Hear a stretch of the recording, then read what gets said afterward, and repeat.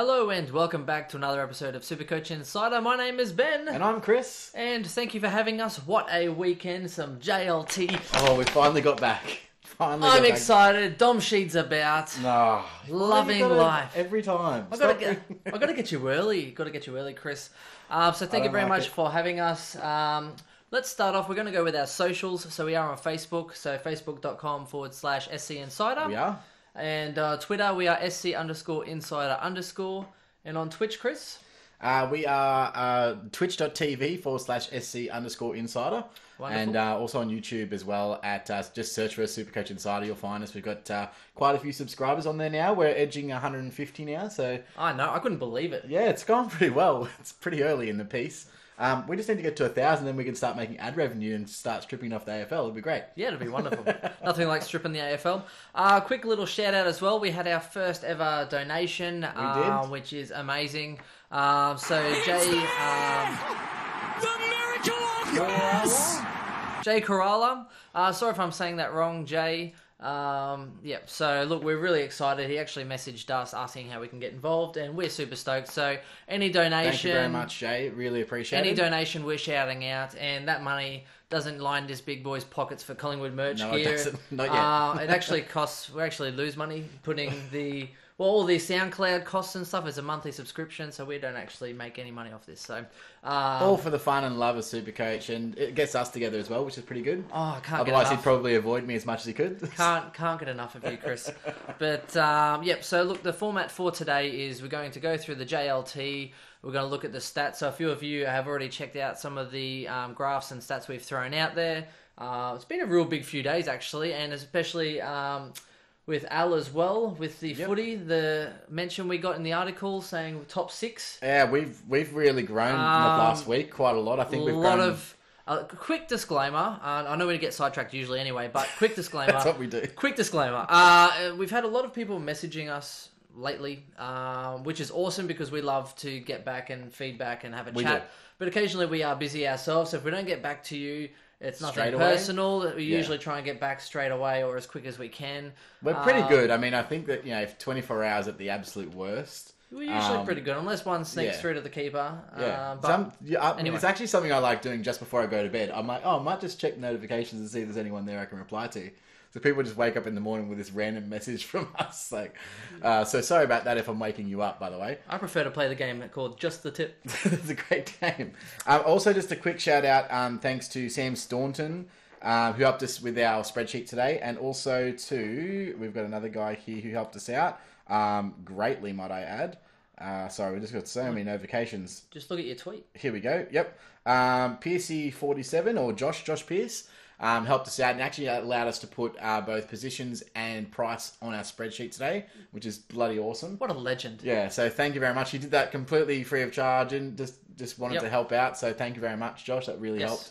And also for those that have used my spreadsheet, thank you for the lot of love I have received. I know a few people like even Stonesy, what I did with the spreadsheet, they kind of go, wonderful, I can do, add some things to it, which is amazing. And that's what it's for. Particularly those couple that have actually shouted out saying they have their draft this weekend or whatever, and they're like, thank you, like, oh my God. Yep. Although you can do as much planning as you like in the world, but when you're 3 picks after this guy and he's stealing all my picks, which we'll get into. The issue is that we both have the same SuperCoach knowledge because we both researched it, or I've told you, and we both or you've told me. And we both estimate them at the same time. Yeah, so we'll go into it, but in our draft on the weekend, 8 times, I counted 8 times, I literally lined somebody up, I'm going to get them, and then 3 picks before me, this guy steals them. So that's what I do. We'll do that later on. So first things first, the JLT, we're going to go game by game. We are. Then we will go to our draft analysis on how our draft went with our strategies. So if you want that and only that, you can skip towards the latter part of it if you're on YouTube or on Spotify or any of those. We'll put a time stamp in for YouTube, but it's the only place we can do it. Also, as of today, all of our podcasts will be held, our live ones on Twitch for at least 2 weeks. So if you just want to use Twitch as a format, you just want to watch the videos there, you can do that too. So if you missed it, you can come back to it. And just getting in touch with our Twitch followers. So Swizzy says our draft order should be done on Twitch. So we do have a insider specialized draft that we had an invite only league. And we are going to do that completely live on Twitch. It's going to be awesome. So you'll be able to see live picking of us versus other people and what we're going through and things like that. So that'll be pretty cool. Yeah, if you have a few hours to kill. Thanks, Jay. Jay's in the stream, so thanks, Jay, for jumping on board. Oh, awesome. Thanks, Jay. Do you take donations in beer? Yes, we do, Swizzy. Thank you very much, Swizz. We need some beer. I think we're a bit dry at the moment, so... And Chewbacca511 said actually able to watch one live tonight. So yes, thanks very much for jumping online there, guys. Thanks for joining us as we go.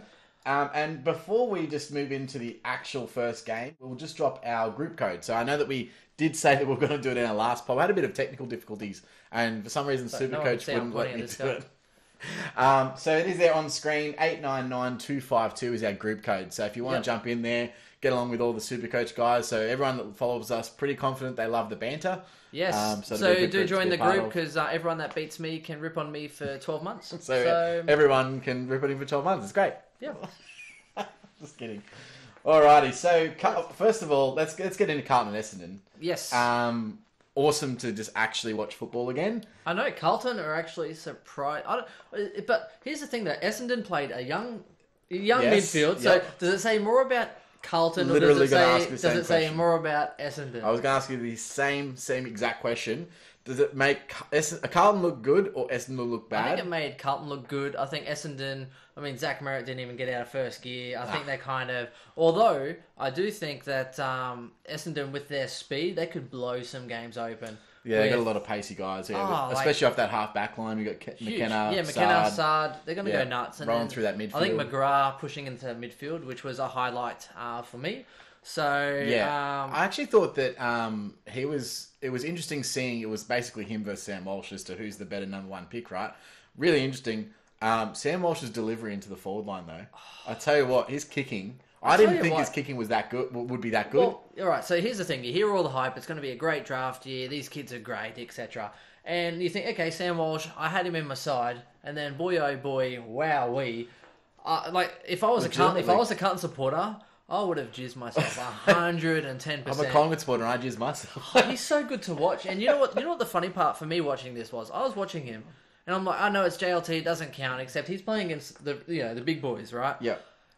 He reminded me of like a young Chris Judd. Yeah. When I used to watch Chris Judd when he was early on. When he was like in his prime.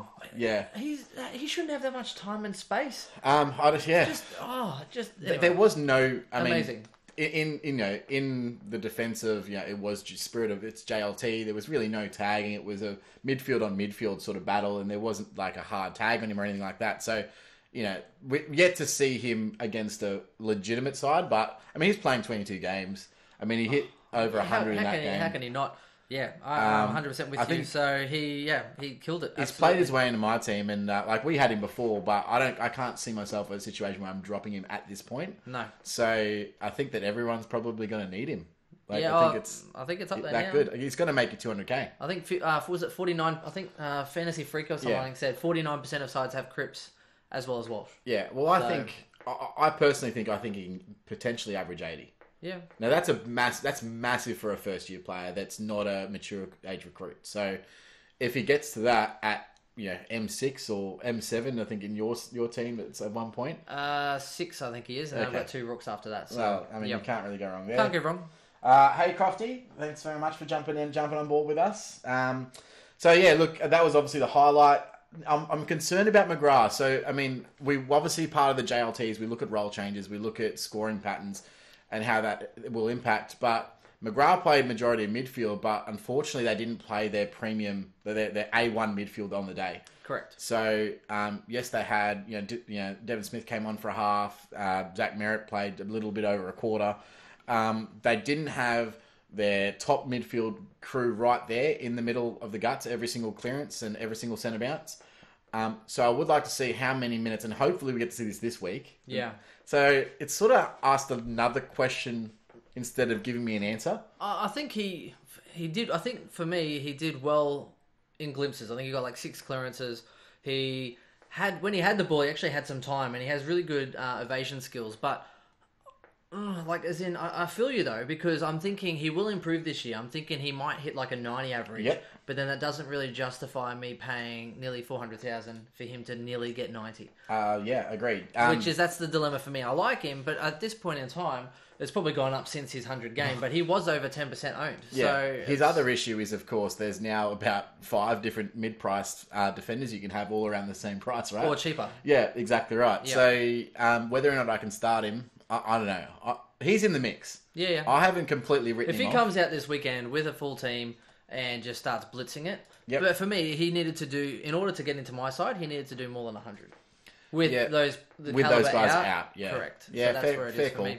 I mean, we didn't really learn much about Cripps other than it is absolute gun. But that article came out this week saying he's going to play more forward time, which we literally had from last year. I don't know. Here's the funny part. I don't know if, like, banter quality-wise, SuperCoach Elites, and I think it might have been Cheezo or something or other, pretty much being like, it was a GIF, like, copy, paste, thumbs up. Yeah, which is Control-C. That's literally, whoever did that wrote the exact, just copy paste. Look, now, so the argument against why they didn't do it last year is that they had injuries that have impacted their side, which they did, obviously, and then they couldn't use Cripps as much forward as they would have liked to. Look, he's damaging forward anyway. He's going to take a contested grab and kick a couple of goals. I think he'll rest. So... I think he will rest forward, but they're not going to take him out of there. I mean, they don't even really need him. They have enough tools now anyway, so they're going to rest Cripps forward. That's my opinion. Yep. Because he's too damaging on the inside. So, and they're already tall enough in the forward line. I think one of the biggest things that we got out of it was, in my opinion, the 666, and you saw it from the first game right through to the end. It's going to be so much more important for teams to have their best clearance players at the stoppages. Oh, because it's damaging. You get the inside 50 first, then you have a great opportunity to score. So, in my opinion, you cannot get Cripps out of a centre square bounce. He's the best clearance player in the comp. 100%. And not only that, it actually looked like he had so much more time because teams at this point, it might change, but they're not rushing in because they don't want to flood in to try and get to that, and they don't want to leave because it goes over their head, and all of a sudden you're outnumbered by an extra 2 players. Happened to me in under 16s all the time. Well, it went over your head. It's because you're time. Playing on the wing, running straight in, balls over the back. God damn it.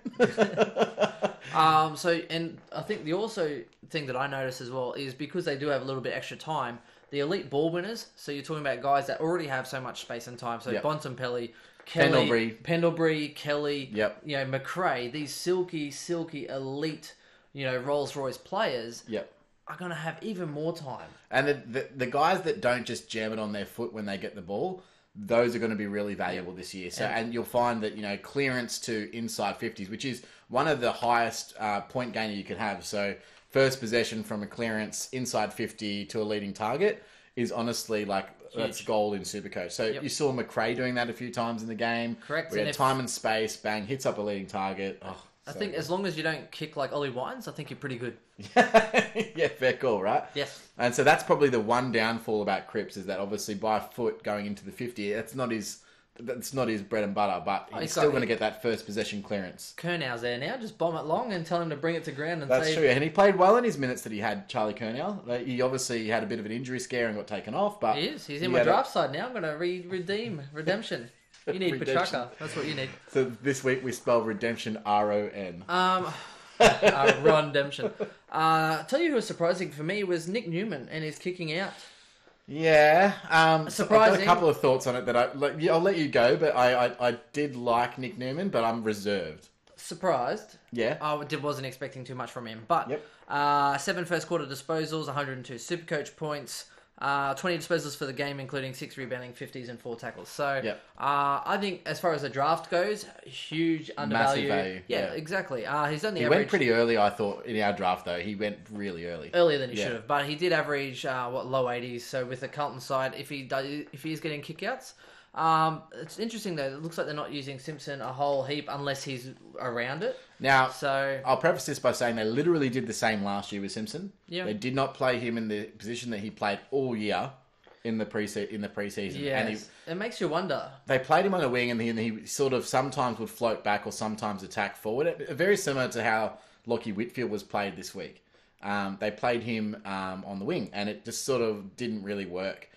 Now, I don't think that they're going to go into the season with Cade Simpson not in the back pocket. So that massively influences Nick Newman, and his numbers therefore are so much further inflated. So I want to see this week. I want to see Kade Simpson starting in the back pocket, and then I'll make a call on Nick Newman. Okay. I cannot do that without that information. Makes sense. It's interesting though, because we've spoken a little bit, and I have seen a little bit of or peeped on your chatter online, but there hasn't been a whole. Did you pay or no? No, I peep all the time. Holes usually are a couple of dollars. That's what those dollar notes were for back in the day. If you have a drill at home, holes are free. So anyway, there's been a bit more of a range of people kicking in, and not the same ones that were last year. I think coaches are trialling everything. I think they're trialling as well. It's going to be different, and there's also some players out. So we saw people like Caleb Daniel getting a lot of kick-ins, and but is that because JJ's out, or is it because this person's out, or are they just trying to kind of try them in a different position, see what works? Correct, or try if we play whoever gets there first, or now maybe they'll go, oh, okay, whoever gets there first out of 2 people instead of 4 people because you butchered. And the other thing is, I mean, the AFL coaches, they're still trying to work out the new rules too. So they don't know what they're going to do yet. I guarantee you, like if you asked any AFL coach, they'll be like, oh, I don't know what the best is, but we're going to try X, Y, and Z. Well, I think it's Brad, or I think it was Brad Scott. I don't think it was Chris. I think Brad Scott said they don't know I don't think anyone how knows these yet. rules are going to impact on it's way too early to be making calls on it. And if they don't know, revert back to what they're comfortable with. How can we know? Although I will tell you, the one thing I will say at this point in time, I think Sicily is a bust based on what they're trying to do with him. Let's get into it later, but yeah. Anyway. Now, just quickly on the Twitch chat, we've got a few here. So, Kate Colo 16. So, welcome back, Kate. He says, will Zach Clark keep his spot? Relevant to the game, so let's jump into that one.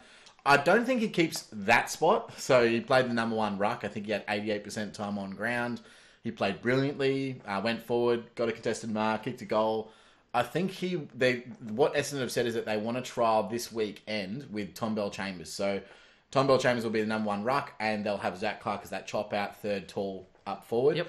That's the game you want to watch to see whether or not he keeps his spot. Because if he goes well, then he will 100% be playing round 1. So then who were the tools in the forward line then? You've got essentially Zach Clark with a Danaher. Well, Cale Hooker's out. So was he playing forward or defence? No, he was playing defender. Well, they flagged him for defence this year. Okay, so probably Hartley's probably the one that gets more secure job security. And I think that maybe Ridley comes in, and he played really good this game. So someone to note, Ridley's actually rookie price. I think he's under 250. So if you really want to go there, Ridley 233 average. So we got 94 SuperCoach points, 78% efficiency, which is awesome. 20 of his touches were uncontested. So it looks like he's probably playing more of the Pretzels role. Yep. So it looks like they're using him for a little bit more of the uncontested ball on the outside. Now, if I'm a coach, I'm playing Zach Clark and Joe Danaher, and then I'm playing Stringer, one out in the goal square as the full forward. Yeah, that's fair. But I know that I'm not an AFL coach. I'm just a speculator and an avid watcher. They probably want to get McKernan into a role there. So whether they could definitely do that with 3 talls. That's the West Coast style of play. McKernan's not too bad though at his role. Well, I mean, I don't like McKernan around the ground. I think he's really good. He adds value. I don't think he's a valuable ruck too. I think he's actually quite useless. But remember Goldie's, was it 200 nearly? I think it was against McKernan. 2 years ago, 3 years ago. I do think there's a spot for Zach Clark in the team, and that's my personal view. But we need differ. More data. We this need weekend. more. We need more, and we will come back to that. I'll tell you who was a big bust. I think Angus Schumacher, 123k defender. Unlucky. 8 SuperCoach points, not many minutes, and looks to be behind quite a few others. Yep. Zach Fisher actually had a good game. Probably that awkward price again. Breakout. And not everyone being in the midfield, and they're correct. Giving him more minutes there. Gibbo, let's talk about Gibbo. Played forward. From the first 5 minutes, I was disappointed because he was literally playing out of a pocket. Yep. Now, great for Carlton because I think that he actually can play that role well, can find his own ball. Apply the pressure. Great. And he looked really like he wanted to be there. Yeah, 100%. So, and he didn't do himself any disservice. He kicked a few goals, so I think that just adds to his value to the team. So even if he only scored, what was it, 60 SuperCoach points, as a guy that's 100k, that's okay. But he's good enough for M11. That's pretty much where he sits. I think he's pretty confident he's going to get regular games. Looks like, but I don't think he's going to be a great scorer. So someone that can probably just burn away on your pine. Although unless like a midfielder gets injured mid game and then they go right, Gibbo, you're in. I've got a few more on Twitch here. So Stonesy, hey Stonesy, Walshy is draft relevant, that good. Well, he actually did go in our draft, so that's crazy. Yeah. 12-man. 12-man draft. Carlton Hore has been notorious preseason warriors. Thank you, Ice Truck Killer. Chewbacca said, is that your name? Shout out to Dexter. Oh, I respect that. Okay, so they're just having a bit of a chat. Reckon old mate Zachariah Merritt's interrupted preseason means we can't start him. No, I don't think so. Not yet. Watch him next week. That was his first run. More. He didn't look like he only just got out of a moon boot last week. Yep. So I think he'll be right for round 1, but he was just literally just blowing out cobwebs and they barely played. I would not read anything into Zach Merritt's score at all in the slightest. If you had him before that, keep him in your team right now. Yep, I'm going to actually hashtag bless Zach Merritt, who is now on my draft side. And Sir Black Knight back again. Thank you very much, Sir Black Knight. He also said Sicily is a bust, so we'll get to that. Yeah, we'll get to that. I think that's pretty much all I have from the Carlton game, Chris. Yeah, so outside of that, I mean, good to watch. Good first game to watch. The other one I want to mention is that I think this year more than any other year, if you're 4 goals up in the last 10 minutes of the game, there's a chance that you're going to get reeled in. There was so many games where there was back-to-back goals from obviously that 6-6-6 forming. So what's tending to happen is that during play, as long as that first clearance is diffused, it's regular football like the last 5 years. Yeah, it's contested football. I'm going to quickly pat myself on the back. My diagram that I posted out, it was very similar to what I was thinking, where I know it was Chizo making fun of my actual arrows being arrows, because that's all I had on my phone. But so you just start your wing a little bit closer to the defensive side, and as soon as the ball goes up, bang, they go to a loose man defense, forward flank then pushes on the wing, happy days. And there was a lot of players doing that. I saw Webster doing that for the Saints. There's quite a few. They'll get used to it and they'll get better at doing it, because at this point I think the teams are struggling to get people on and off the field in time. Which they'll get better at. So fair enough. Now on to the West Coast Eagles of Dom Sheed. You don't have to say it. I will. Dom Sheed. All right, can we just pull that band-aid off again, just real quick? Just real quick. Chris posted on Facebook and Twitter being like, if anyone mentions Dom Sheed, I'm gonna pistol whip the next guy, Dom Sheed. So then I pick him up for gym and literally had him on Facebook Live. This is why we don't work out together. Dom Sheed. Dom Sheed had like 100 Supercoach points in the second half, basically. He did, yeah. So Luke Shuey went off, and there was obviously less senior bodies in that midfield, which did obviously mean that Dom Sheed got to play pure mid, and he got to show everyone what he can do. Look, in the waffle and in previous seasons, he has been a ball magnet and has been able to get the ball. That hasn't been the issue. He's just not, unfortunately, generally speaking... Not a good kick. His disposal... That's what you're going with, right? Generally speaking. He went by 79%. So, I mean, he's going to have those days where he's got to go massive. Is he at all Supercoach standard relevant? No way in any shape. But no, I'm with you. Draft, he's got a bit of value. Well, I remember last year we were tossing up Dom Sheed and Redden. Both had good pre-seasons, especially Redden. And then the first how many rounds? Like Redden, horrible. Whoever jumped on the hype train, bang, catch you later. 5-round average. Catch her on. What was it? 54 or 54 something. It was really bad. Horrible. Yeah. Dom Sheed, he has one big game. Wait for everyone else to be back in the fold. I think he's got some good value in like a 12-man draft league or something like that. But, We saw Jack Darling again. He looked good. He did look good. He did kick goals late, which obviously kind of inflated his score as they were kicking away. But look, I tell you what, if he plays that role out of the goal square, leading at the football, he's going to be hard to leave out of my team. And he was in my pre-JLT team, and we have had a slight change since then. I've changed. With the Mumford news and everything else. So unfortunately he's not in my team right now, but I do want to have him back in somehow.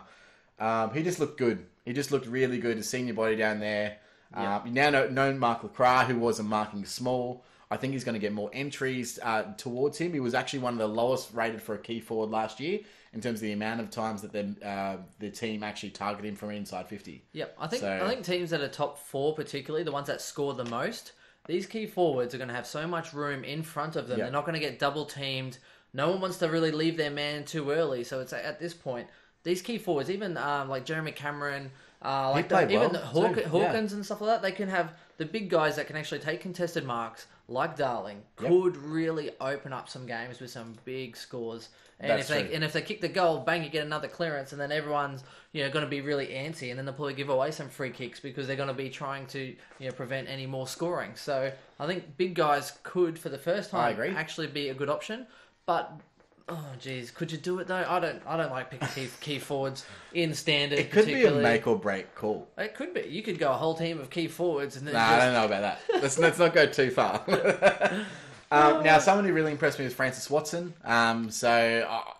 I think for the last 2 years, I think he's been on West Coast lists. Hasn't been able to break into the 22. Don't trust him. Don't trust him at all. 2 first names. Rule number 1. Well, that's true. Francis Watson. There's that. I'm going to watch him in JLT too. We need more information about this as a rookie because his role may change, of course, when they have a full complement. What I'm thinking, though, is that I don't think we're going to get, as a community, I don't think we're going to get all the information we need. I think we're going to have to take some random stabs because they're using all 3 games. So they had a preseason game and then they've got 2 JLTs. They're using all 3 games as warm-up. So they're not necessarily playing their right squad in all of them, which is really annoying. So hold on while I plug this in. Chris decides to not plug his computer in prior to recording. I actually was really impressed with Shannon Hearn as well. I think he didn't do himself any disservice. 111 SuperCoach points, so he is definitely a point of difference. Didn't take as many kick-ins, though, with Jeddah. Jeddah took a lot of the kick-ins. Yeah, so is that an experiment? 6 from 9. What's going to happen round 1? So this is the thing. So do you then jump on a Jeddah? I wouldn't mind a Jeddah as in kicking out because, well, he kicked from the square the first 3, I think 3 times I saw him. And even the commentators like, does he know he can step out of this square? Because he's just kicking it. Yeah. And I think what we found as well, teams are having different ploys. You've got some guys using the agile, long kicks. You have other ones that are using the short, reliable kicks. I mean, Daniel Rich took quite a few for Brisbane. Yep. But then the opposite, though, Caleb Daniel.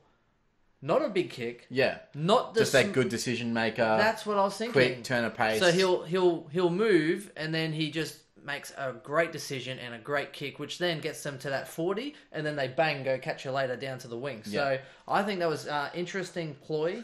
There's that 2 schools of thinking in that going back from that mark has left all of this space in the pockets. Yeah. So you can... People are probably waiting for these big kicks to the wing, and then you have so much room. And then you could do much room for activities. So much room for activities. Now, the one person that I was watching that unfortunately really underperformed was Jake Petroselli. So obviously looking at him from a forward rookie perspective, he only ended up getting 43 SuperCoach. He kicked 1 goal. Week before he kicked 3 and was really, really positive. I still think he might actually play round 1, but I'm not looking at that scoring power as not necessarily there. Well, yeah, he had 9 touches, so you're going to have to kick a lot of goals from 9 touches. Yeah, you are. Yes. All right, now we've got some other guys here on the Twitch chat. So, can't put people behind the ball with 1 minute left if they're close after a goal. Do you think a team forfeits to a free to flood the back line? No, because I think they have to reset anyway. As soon as the free goes, you have to get back into position. So a free kick in the centre square, that means that they're still not able to actually move out of position. Yep. They all have to be in their starting positions, even if there's a free kick in the centre square. I think that's a good rule, even though it butchered a minute of play, but people weren't sure. Yeah. So once it happens once or twice, they're going to get really quick. So the minute, bang, there's a free kick, people are trying to run to get behind the ball. It's like, no, you need to get back in position. That'll sort itself out. I don't know why people were so antsy about it. Yeah. People will get really smart with it. They will actually prepare for that. If there's a free kick, get back into position. I agree. And also, Swizz has said, do you see Constable and Atkins playing? I do see Atkins playing. I think they want that sort of pressure for player on their list. Don't know if he plays round 1, but I know he plays this year. Yep. Constable as well plays this year. Whether or not that's round 1 could be based on injuries. Yeah. They've just got such a deep midfield, Geelong, and I don't know if they need his type with danger in there. I think Atkins plays because you notice that mullet out there. So it's like having the helmet, right? If you stand out, you're going to get yourself some touches. You're going to get yourself some games. That's theory number 1. Yeah. So I'm not entirely sure. I think Gaz plays a little bit more midfield this year than I thought he might. With the whole clearance, differential, Gary Ablett. Oh yeah. I think he might actually get more mid minutes than we give him credit for. I don't think he's going to be playing as much forward time. Jeez, he'd be great kicking into the forward 50. True. Quickly on Atkins as well. 14 touches, but only 5 were kicks, which didn't do himself any favours there. So that's nearly a 2-to-1 ratio. 14, though, is pretty good. Yeah, not bad. So it's not terrible. He got 69 SuperCoach points. So my favourite mullet. Yep. The old meal for 2. So so the other one we're talking about, obviously, was Constable, 92 SuperCoach points. I rated him. 26 touches.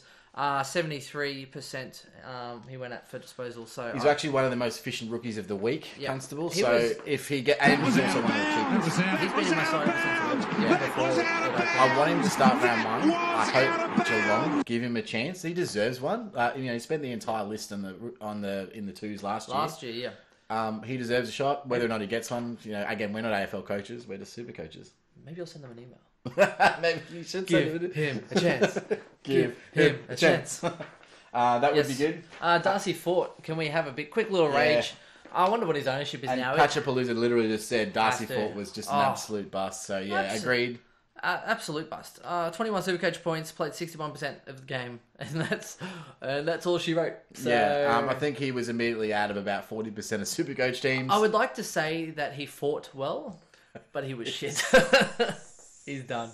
He went out. Oh, you've been waiting all day for that one, haven't you, buddy? Oh, waiting all day for that one. I tell you what, I could not have got him out of my side quick enough. He looked horrible. Oh, yeah. So look, I wish him well, and I'm sure he will do well in the future. He might get some games later in the year if you want to free up some cash. If Zach Clark ends up going absolutely tail and ham, then you might be able to downgrade to a Fort and get yourself 20 Supercoach points a game. That's true. But, hey.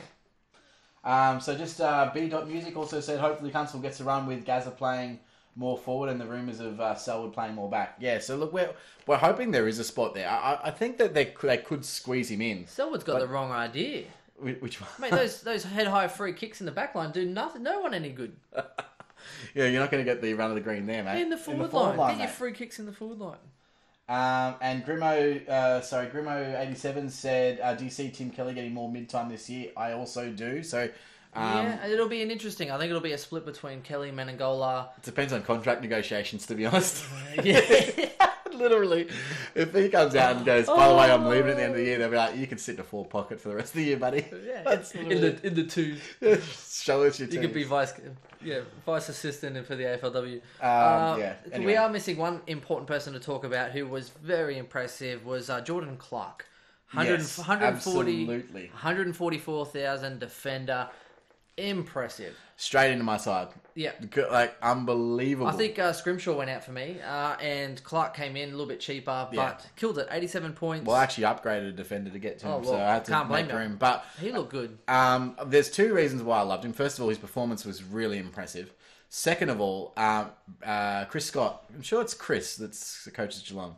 Correct me in the chat if I'm wrong. No, Brad is North, yes. Yeah, so Chris Scott actually mentioned on the Ask the Coach series that where they drafted their rookies is where they see them playing this year, and talked up Jordan Clark ridiculously because he was their first pick. Yep. So I have 100% confidence that he will get a gig. Maybe not round 1 because, who knows. But I think he might be the one that goes... Really coming back is Zach Tui, but Tui plays a different kind of role. And Tui might not play round 1, which sort of gives you that unfortunate... Unknown question mark on the job security. But what he does do is take intercept marks, and Tui doesn't intercept anything except for visas. So that's the only thing he dodges from as well is immigration. Wait.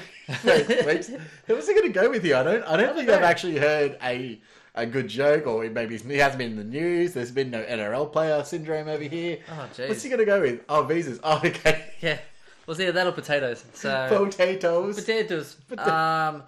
But I was impressed. He looked so cool and calm under pressure. He was taking intercept marks. He was absolutely delightful. True. I loved him. For me, that was he was great. That was a standout for me until I saw Dom Sheed score. So that was a standout for me. So. Fair enough. Now, should we move on to the next game, shall we? Yeah, I think that's pretty much it for me for that one.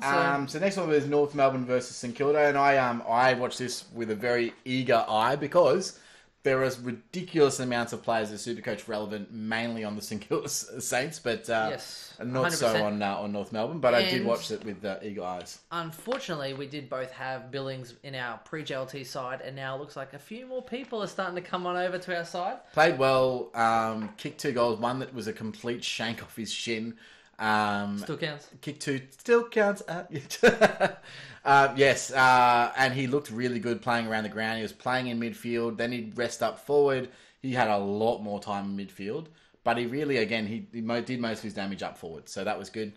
There's a few people I will go through North first because there's not really many to come up with. But first one that actually did impress me was Jamie McMillan. Yep. He had over 40 disposals, I believe. You went early on him. That's the value that I had at the time. So in draft, I picked him up. And I'll go through my draft strategy later, but I do think that he provides a little bit of value. I don't think he's going to be anywhere near, say, a top 10, top 20 even defender, but I think he's going to approach that maybe. But he had 40 possessions. He had 136 SuperCoach. He was the main kick-out taker, and he played on pretty much every single time. So he was getting those extra disposals, and he played quite well. I was really impressed with him. And I was more impressed with the fact that they had a lot of their guys in the team that are also kick-out takers. So they had Marley Williams. They had Jasper Pittard in there. They had Pollock, who's been taking some kick-outs over at Port before. So they played pretty much the whole team. The only person that was missing from that is Scott Thompson. So Scott Thompson didn't play, and I know that Scott Thompson has taken quite a few kick-outs. In fact, I think he led their team last year. However, I think this was probably Scott Thompson's last year. I'm not sure if he actually does take that role. He also is not very conducive to that sort of long kick. You know, Scott Thompson's not really that really long, effective kick. But that was interesting. Dom Tyson did some nice things. I mean, Todd Goldstein was probably their best on ground and only played 72% time on ground. Against no ruck. So that is the question. So Lewis Pearce went down the first 5 minutes with concussion, and then they literally played Josh Bruce in the ruck for the rest of the first half, and then Callum Wilkie, who's actually a centre back, played ruck for the second half of the game. So literally played against no recognised ruckman. Side note, Billings has gone up about 35%. I think he's gone... he went from 2.8 to now 4, so he's gone up 1.2%, which is basically nearly half. That's okay. Yeah. 4%. Now, here's the interesting thing. So Todd Goldstein also played alongside Tom Campbell. Both of them had the best efficiency for a ruckman over the entire for JLT1. So huge. Goldie was picking the ball up around his ankles. Yeah, in defence too. He was actually early on. Goldie was working so hard. He was pushing up the ground, and then he was working all his way back when the flow came back the other way. He was in defence helping them. It was like reminded me of hockey. You know what I mean? Like clean the trash. Yep. You know what I mean? Like clean the trash, and they're all getting in there, getting dirty. Yeah. So what was impressive though was picking it up. He still had 33 hit-outs, but that's not really high for someone like Goldstein against two non-recognised ruckmen. However, Tom Campbell on just 38% game time had 25 hit-outs. So that guy was cleaning up as a ruckman, and that's where he got most of his points. So they actually had the same efficiency rating. So what that means is if he also got knocked out for round 1. Yeah, he is. Yeah, but I'm just saying this is something to consider. So they literally, if they played the exact same amount of game time, they would have scored the exact same amount of points. That's what that means when I say the same efficiency rating. Right. So, and North have actually came out and said that we want to trial the two ruckman theory, and we don't know if it's going to work for us, but we're going to give it a go. Can coaches stop that? Well, I know, because it's annoying, right? So now, the worst part of all of that is Campbell's out for round 1, which means Todd Goldstein's going to be rucking himself. Yep. What happens if then Campbell comes in round 2, and then you're stuck with Todd Goldstein, who's now got a second ruck that could be taking... You say Todd or like Dodd? Todd. Okay. But I like Dodd better. Sound like Dodd. Can we call him Dodd? You sound like Dodd Goldstein. No, I mean... Correct me if I'm wrong. I heard a D in there. A little saliva. Chris does like the D in there. I'm drying the throat. I'm not getting sponsored tonight. Did you get that? You got the D in there? Come on. Yeah. Anyway, just something to be aware of. He played very, very well, and I'm a little bit cautious now about Todd Goldstein. And I'm actually a little bit more eager to watch him because I did pick him up in our draft on the weekend. So. Let's talk about the hype man of the week, one of Dylan Robertson. Can we skip it? Impressive specimen. Here's the funny thing. Here's one thing I mentioned to Chris a couple of times. I don't know, it's a bit weird. Aesthetically, a few people actually look quite fit. You know, Robertson looks fit. He's got the slick haircut now, not doing himself any literally any because of the haircut, right? No, but Dylan Robertson looks fit. Even Tom Rockcliffe, normally who has puppy fat Rockcliffe around his gut, like me, doesn't have a gut. Looks pretty fit. Stephen Motlop, who usually has meat pies up in Darwin in the off-season, looks pretty fit. So I think especially some of these guys have really taken a hold of their fitness by the sounds of it. So, yeah, well, by the look of it more. Well, Rockcliffe and Motlop, I actually expect them to have pretty good years now, based on the way they look. That's a really good way of looking at things. Well, those two guys are good for the team. Yeah. And they're notorious kind of, Yeah. So look, with Robertson, and I did post about this, so at half-time he had 4 disposals the entire first half. And 2 of them were intercept marks, so he had a score of 20 or so in the first half. And then the rest of his score, so 80 Supercoach, was all in the second half. And what actually happened was, so first half, when Lewis Pearce went down, they put Josh Battle into the ruck. Sorry, no, Josh Battle went forward. So Josh Bruce went into the ruck, which meant that they were short up forward. So Josh Battle went from centre half back all the way to the forward line to play in the forward line. That meant that Robertson had to then play key defender. Now, because of that, he had 4 disposals in the whole half of football.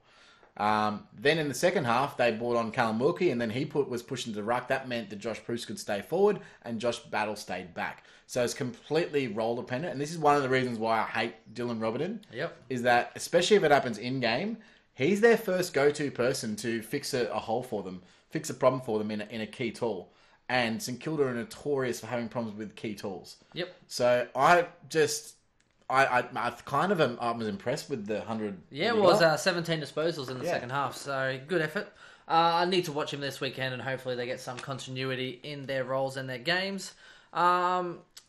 Let's go with the rookie, Ben McKay, 123k defender, 62 Supercoach points. I didn't think he was too out of depth. No, I don't think that's a bad option. Not sure if he might play round one with... Well, he will, because he's the only defender that they have now. So that could be a trap though, right? Oh, 100% it could be a trap, because you won't know until round 2 if Tomo comes back. So when's Lockie... Hunter? No, sorry, Robbie Tarrant. When's he coming back? I'm not sure. We'll have to look into that, because that could be key. I think Robbie Tarrant is hit and miss, except I do know that Thompson is out for round 1 suspended, so he will play round 1. And now Campbell as well, another tool. Yeah, which could be a trap, 100%. So if he starts round 1, people will throw him in there, but you might need some luck. All right, now I'm just going through here. So we've got some more Twitch chat here. So B.Music says, Clark is an absolute lock. Absolutely agree at this stage. Fozzie Lupone says, what did I miss? Well, a lot. You might be able to catch it up later, mate. Who are you taking pick for? Oh, okay, so there's some chat here about our draft that we're in. B.Music also wants to know where Jack Steele has been locked even before JLT won. Well, for standard, that's a big call. But I tell you what, I've got him in every draft I've had so far. Big rap and he played. Let's talk about Jack Steele, because he was brilliantly. Impressive. Absolutely awesome. His first goal, he didn't even know he kicked it. He looked good. He just sort of went to centre the ball and it went through the goals. He does look good. And he didn't have too much time on ground. So just pull up Jackie Steele. He only had 79% time on ground. So in his position, that's probably about 10% unders from what he would. Yeah. Usually about the 87, 88% is where you'd see premium midfielders. Yeah, premium. He's not premium. Oh, mate. 117 Supercoach. I would be surprised. I mean, I think he's definitely going to be over 100 this year. Whether he can push that 105, 110, that is what we want to see from Jack Steele. I think that he's got the talent and the ability. Yep. And his tackling obviously helps him as well. He gets a lot of points from his tackles. He gets a lot of holding the ball decisions because his tackle efficiency is so good as well. So I really like Jack Steele. So it's pretty much the poor man's Dane Zorko, is what you're saying. Yeah, if Dane Zorko wasn't 520k, I'd look at him or a Taranto as the next best thing. So okay, so quickly while you read those, Chris, Bailey Scott, 117k midfielder, got 59 points. So he had a few nice little passages of play, 15 touches on the wing and halfback flank. So didn't look too bad. Yep. I didn't mind him too much. There's a few other ones that are sort of worth noting as well. Some people are big on Luke Davies-Uniacke as another option. He's 197k. He does look good. I'll give him that. Apparently he has improved and he's looks really good. But at that price, I mean, I'm not taking it. I need Sam Walsh numbers for that price. That's the issue. I know, that's what I'm looking and at. He scored a lot more DT than he did He did, SC, because he had 27 touches for only 73 Supercoach. Yeah. So he turned it over quite a bit. What did he get, 100 in DT then? Nah, it was only 81, but it's because he had 17 handballs. So I love when people say he had 27 disposals. I'm like, yeah, sure, but in Supercoach it means nothing unless they're kicks, right? Well, at least Gary Ablett gets the 1, 2, and then kicks. Yeah, I mean, Heath Shaw had 27 disposals, but he had 26 kicks? 25 kicks. And at 100% efficiency. Great work, Heater. Yeah, you'll take that. I will. Wilkie was unfortunate with playing in the no information out of that. No information, so we need to see take a nice hanger, which was good. 26 Supercoach points from 46% of the game. So I wouldn't write him off yet, but I would just see watching this weekend. This week, yeah. Yep, 100%. I'm with you there. Nick Hind as well. Not too bad. He's a 117k midfielder, scored a 52 from 58% time on ground. Played behind the ball. I actually liked him. His decision making was good. I think that he just tried a little bit too much to handball when he's got a great kick on him. So there were situations where the handball was kind of on, but he's in a better position just to take the kick. Yeah. Trying to be unselfish. You're like, mate, just do the right thing. Just trying to... He's in his first game of AFL and he's like, I don't know whether I should be kicking. If he's playing VFL, that's a long kick and he's taken that on. But, so I just need a little bit more from Nick Hind. A little bit more, but I think he'll be better. 52, though, from 58% time on ground. Yeah. Not a bad investment. Bailey Scott's the one that I actually really liked. I thought his decision-making was really good. Yep. He sort of played a little bit of link-up through the midfield. I didn't mind... His disposal was really good. He's just really lightly framed. Like a swift breeze would just like knock the shit out of him. So, not sure of him playing round one. So swift breeze, hey Chris. So what you're saying is you would blow on him? Well, you know me. Next one is Matty Parker, 61 Supercoach points. Played deep forward in the first half and then improved after that. Locked in my team right now. I can't see a way that he doesn't start on my team, whether it's on the pine or on field. You know what's impressive? It wasn't his 2 goals. The fact that he actually laid 7 tackles. Yep. And that's what he's known for, his tackle effectiveness and efficiency. What about that neck tat, though? Jeez, bringing it back. Tell you what. The guy's also, like, he's a big guy for a pressure forward. He's 187 centimetres. Yeah, right. If you're a small back, or you're defending him, you're like, I know what I'm supposed to do. Yeah. He was outreaching everyone that was playing on him. Tell you what, from behind he might even look like a mini Dusty. Yeah. So I see these neck tats and some attitude. What's going on? So look, I don't think he might be good for on-field scoring just because I think his consistency is going to be there. I think he might just be that guy that gets a 60 every week instead of the guy that goes 130, 80, 25. I think he's going to be fairly consistent because of the tackles. Yep. Tackles make you more consistent with scoring. And it also gives you more job security. Yeah. Now, the other ones I probably don't need to mention, but Darren Joyce, I think he will get game time early because they're lacking tools, but I don't think he's going to be anywhere near Supercoach relevant. Hello, Joyce. Joyce? Is that you, Joyce? That's so good. Just Friends? Yeah. Such a good movie. Mom, I'm on the phone. I make that joke all the time. I do no it all one the time. knows it. Katrina hates it. Hey, my missus. I'm like, be yourself. Be yourself. Oh, my snow cones. That's so good. Just Friends, bad movie. Oh, no. It's amazing movie. Oh, fantastic. Come on. Except for Ryan Reynolds in a fat suit. Nothing else to take. I love it. And Ash loves it too. The other one, Josh Battle. So he's actually, I believe, still rookie priced. Chris, again, I wouldn't be taking anything with Ash that. only likes Just Friends because that's where you'll end up. And just to let the community know, I did mention a few weeks ago that I'm moving house and we actually bought a townhouse. By we, he means not me. Not me and him, unless you want to move in, which is cool. No, we finally got the formal financial approval, which took way too long than it should have, and we'll be moving in next week. So, likely scenario is next week we're probably going to be podcasting either from our house or from your house, depending on internet connection, the NBN, and how quickly they can get that. Oh yeah, true facts. Facts. See how that goes. Now, the other one that I want to mention before we get on, two more. Oh no, maybe 3 because I think they're all relevant. Shane Savage was probably the highest halfback. So he was also taking kickouts, which is interesting. So Shane Savage was the main kickout taker, so they opted for the long penetrating kick. That's what they wanted. I did see Webster and Robton also taking kickouts, but they only took minimal compared to Savage. But he was also the one that was getting higher up the pitch, pushing to a wing for his run and carry. So interesting to see if that continues. That's a really conducive role to Supercoach. Yes. Whereas Webster and Robertson were there for the switch of play. You're a bit thrown off, Webster. I was a little bit, yeah. For that game. I don't know how they're going to line up round one or if they're going to continue with the same dynamic that they've got now behind the ball. But in the second half, when they were actually able to switch around North Melbourne, they were utilising Webster a lot more. But in that first half, he was shocking. Yeah. So we'll see how that goes. And the last one is Seb Ross. Don't read anything into that. Got a hell of a lot of the ball, but just butchered it pretty much. A bit rusty. A little bit rusty, so if he's still on the Seb Ross train... The good thing is that they versed Gold Coast round one, so he doesn't have to be in too good of a nick. That is true. Now, we do have a hell of a lot of people chatting on our Twitch, which is absolutely fantastic. Boy, oh boy. Might have to go through them a bit later, but let's see if we can get in here. St Kilda and premiums don't go in the same sentence. Nick Volk wants to know a little bit about our thoughts on Taranto, which we will go through. We will, definitely. Who will ruck St Kilda now? So right now it's going to be Lewis Pearce until Longa gets back, but I still think that he might be the number one. We'll see how that transitions out. Is Billings #blessed this year? Yep. He is. Oh, well, he's been... I don't know. Like, how many people write him off? I mean, he's not a Higgins. That's true. And even Higgins came good in the end, and now everyone's like, oh, silky smooth Higgins. So, I'm with Billings, 4%. I mean, geez. Fair call. 4%. It's worth a gamble at 4%, surely. Yep. I think. Now, let's have a look here. And Grimo says LD Poo. Yeah. Who is my F1 to F4 right now? My F1 to F4 is Danger, Heaney, Robbie Gray, and a rookie, so Parker or probably Setterfield. Oh, you dumped him.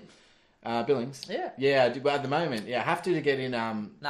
#blessed. To keep Sam Collins, who played amazing, Walsh, and get in mid-price of Mumford. I had to drop someone in my team, and that someone, unfortunately, was Billings and Darling, which then I got to upgrade Darling to Gray, and yeah, anyway. Anyway, well, I am sitting with Danger, Heaney, Billings, and Setterfield. So, that is me. Grimo said that Derek Joyce played a full game last year and scored -3. Yep, excellent Supercoach selection. I think there's better premium selections elsewhere. Yep. I have Wallace F3, Elliott F4, Setterfield 5.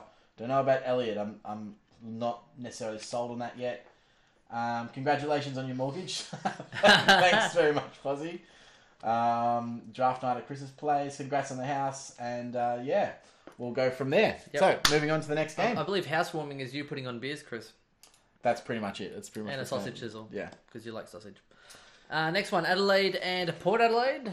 Yes. So, I did watch this game as well. And obviously the most important person on the park was Zach Butters, really, at the end of the day. Oh, what a great name. Butters. I mean, how many South Park memes and GIFs can we come up with for this? Oh, jeez. Wouldn't you be happy being a woman? I don't know. Why would you be happy being a woman? Have you heard the band Butterfingers? No, no, there is a band called Butterfingers, yeah. I don't know, but that if he drops the ball a lot. That takes me back to, Butters Fingers? Yeah, it's like early 2000s pop old. punk or something stupid. Like, I don't know. No, they're the ones that sing all those funny tunes, like Fig Jam. I don't think they're that funny. Fig Jam. Fuck, I'm good. Just ask me. Fig Jam. Okay, cool. So I think he was probably the most important. Now, the unfortunate thing about what I've noticed over the whole JLT is that a lot of the rookies that really perform, they're all really expensive. So Butters is not cheap. Yes. Do you have his price there at all? Butters, I do. 157k. Scored 91 Supercoach points, and so he played through the midfield and half forward, so looks ready to go. Yep. 25 disposals, 4 tackles, 2 goal assists. Now Port did play a very, very young midfield, so they basically played with Rockcliffe and 3 rookies most of the game. So.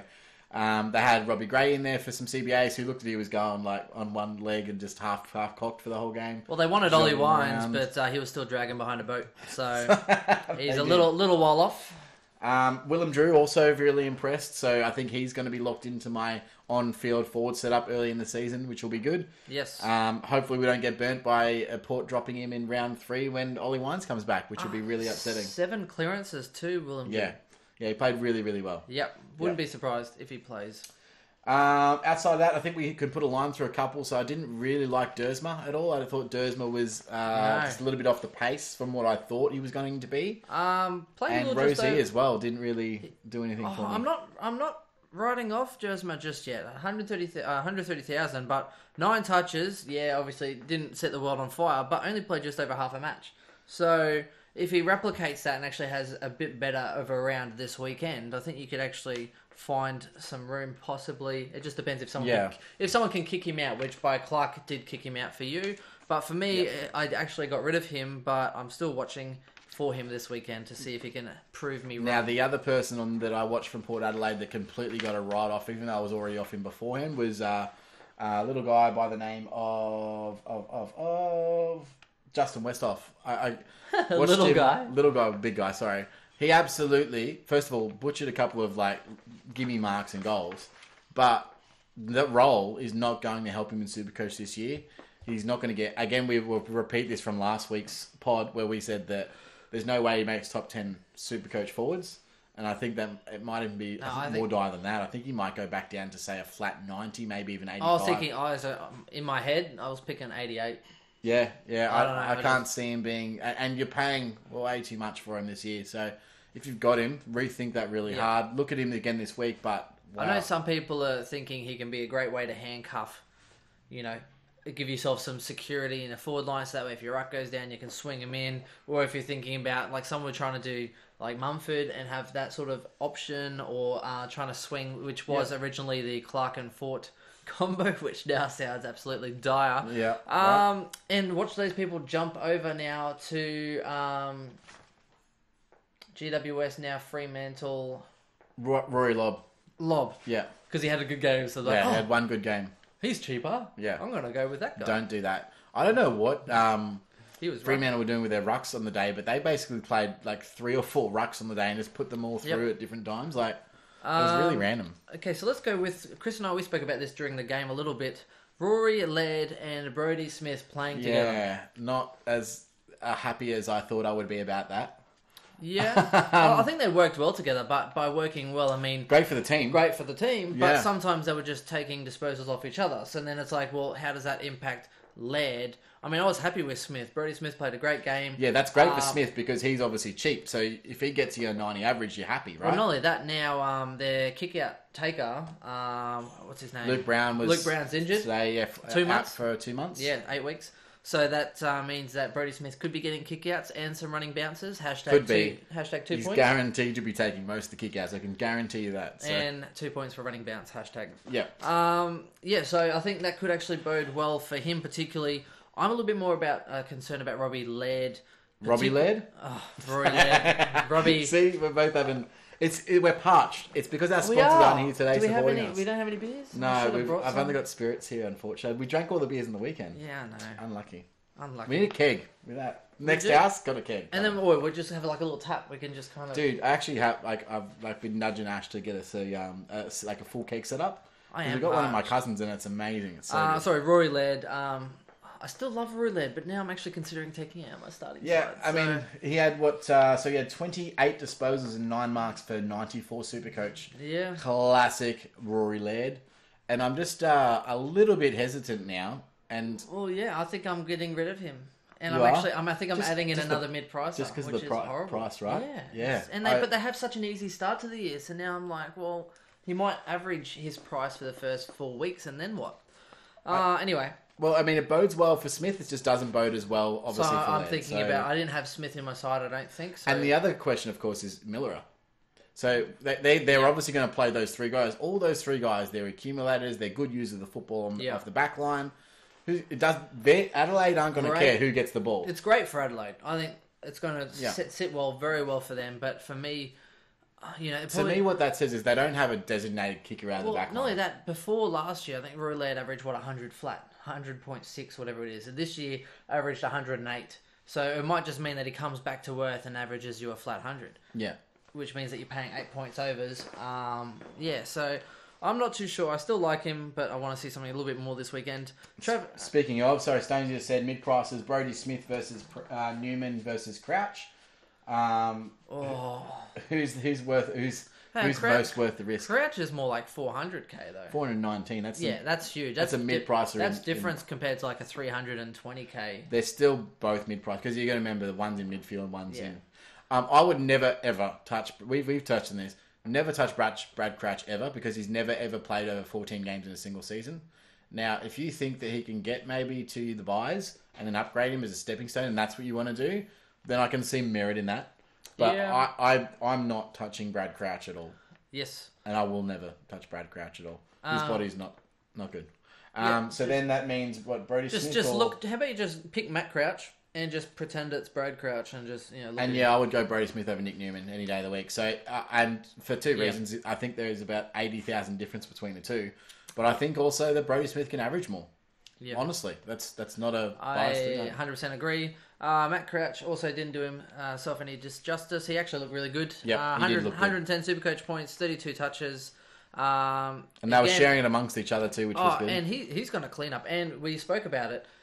They now have a functioning forward line, Adelaide. Yep. Last year they didn't. There were injuries galore. Whereas now, especially with this more room, it's going to be easy for him to actually hit up a target instead of losing it and turning it over because they had no one in the forward line. who could actually take a grab. So I I think agree. Matt Crouch will do well. I think it's, again, probably just sitting around 110 average for me, but I thought he was really impressive. Still only about 7% owned as well, which is good, about 550k. So Yeah. 551.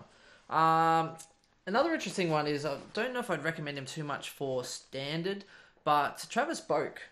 I think watching it's it. more than interesting. I was actually quite upset when I wasn't able to pick him up in the draft. I think He's reliable. He averaged 88. He's reliable. But I was watching this game going, fuck, there's Travis Boak in the middle again. Yep. There's Travis Boak in the and middle then again. afterwards they And then released a press it release and saying that Travis Boak will probably play more in the midfield. And I'm like, well, there it is. Yeah. And Now whether or not he's going to be SuperCoach standard relevant, I'm not sure about that. But I don't think he's averaged 100 many times in the midfield. It's interesting. I don't think it's necessarily bad value. That's not bad value. And I don't think it's a bad pick. So he's I wouldn't... 478k. He got 81 on the weekend, so that's probably not the best thing. He had 27 touches for 81. Yep. That's probably not the greatest thing you've ever read in your life. But he is a forward option, and he could actually be okay. Particularly for drafts. Yeah. I would be hitting that up for sure, because at worst, he's actually going to get you an 80, and he hits quite a few hundreds. Now, on the rookie front for Adelaide, there was literally not one that I thought they're going to hold down a spot. Chase Jones did some okay things. 36 points. No, not worth it. I think even Miles Paholke still rookie priced as well. Sam Jacobs with 54, but he only had 48% game time. So Rosie as well. 41 points from... didn't like him. No, exactly. Like nothing. Not at all. So nothing there that I'm really looking at screams to me good option. So we'll move on from them. Quickly to say though, Brad Crouch did look amazing. He did, but again, I don't care. Yeah. Nothing he does.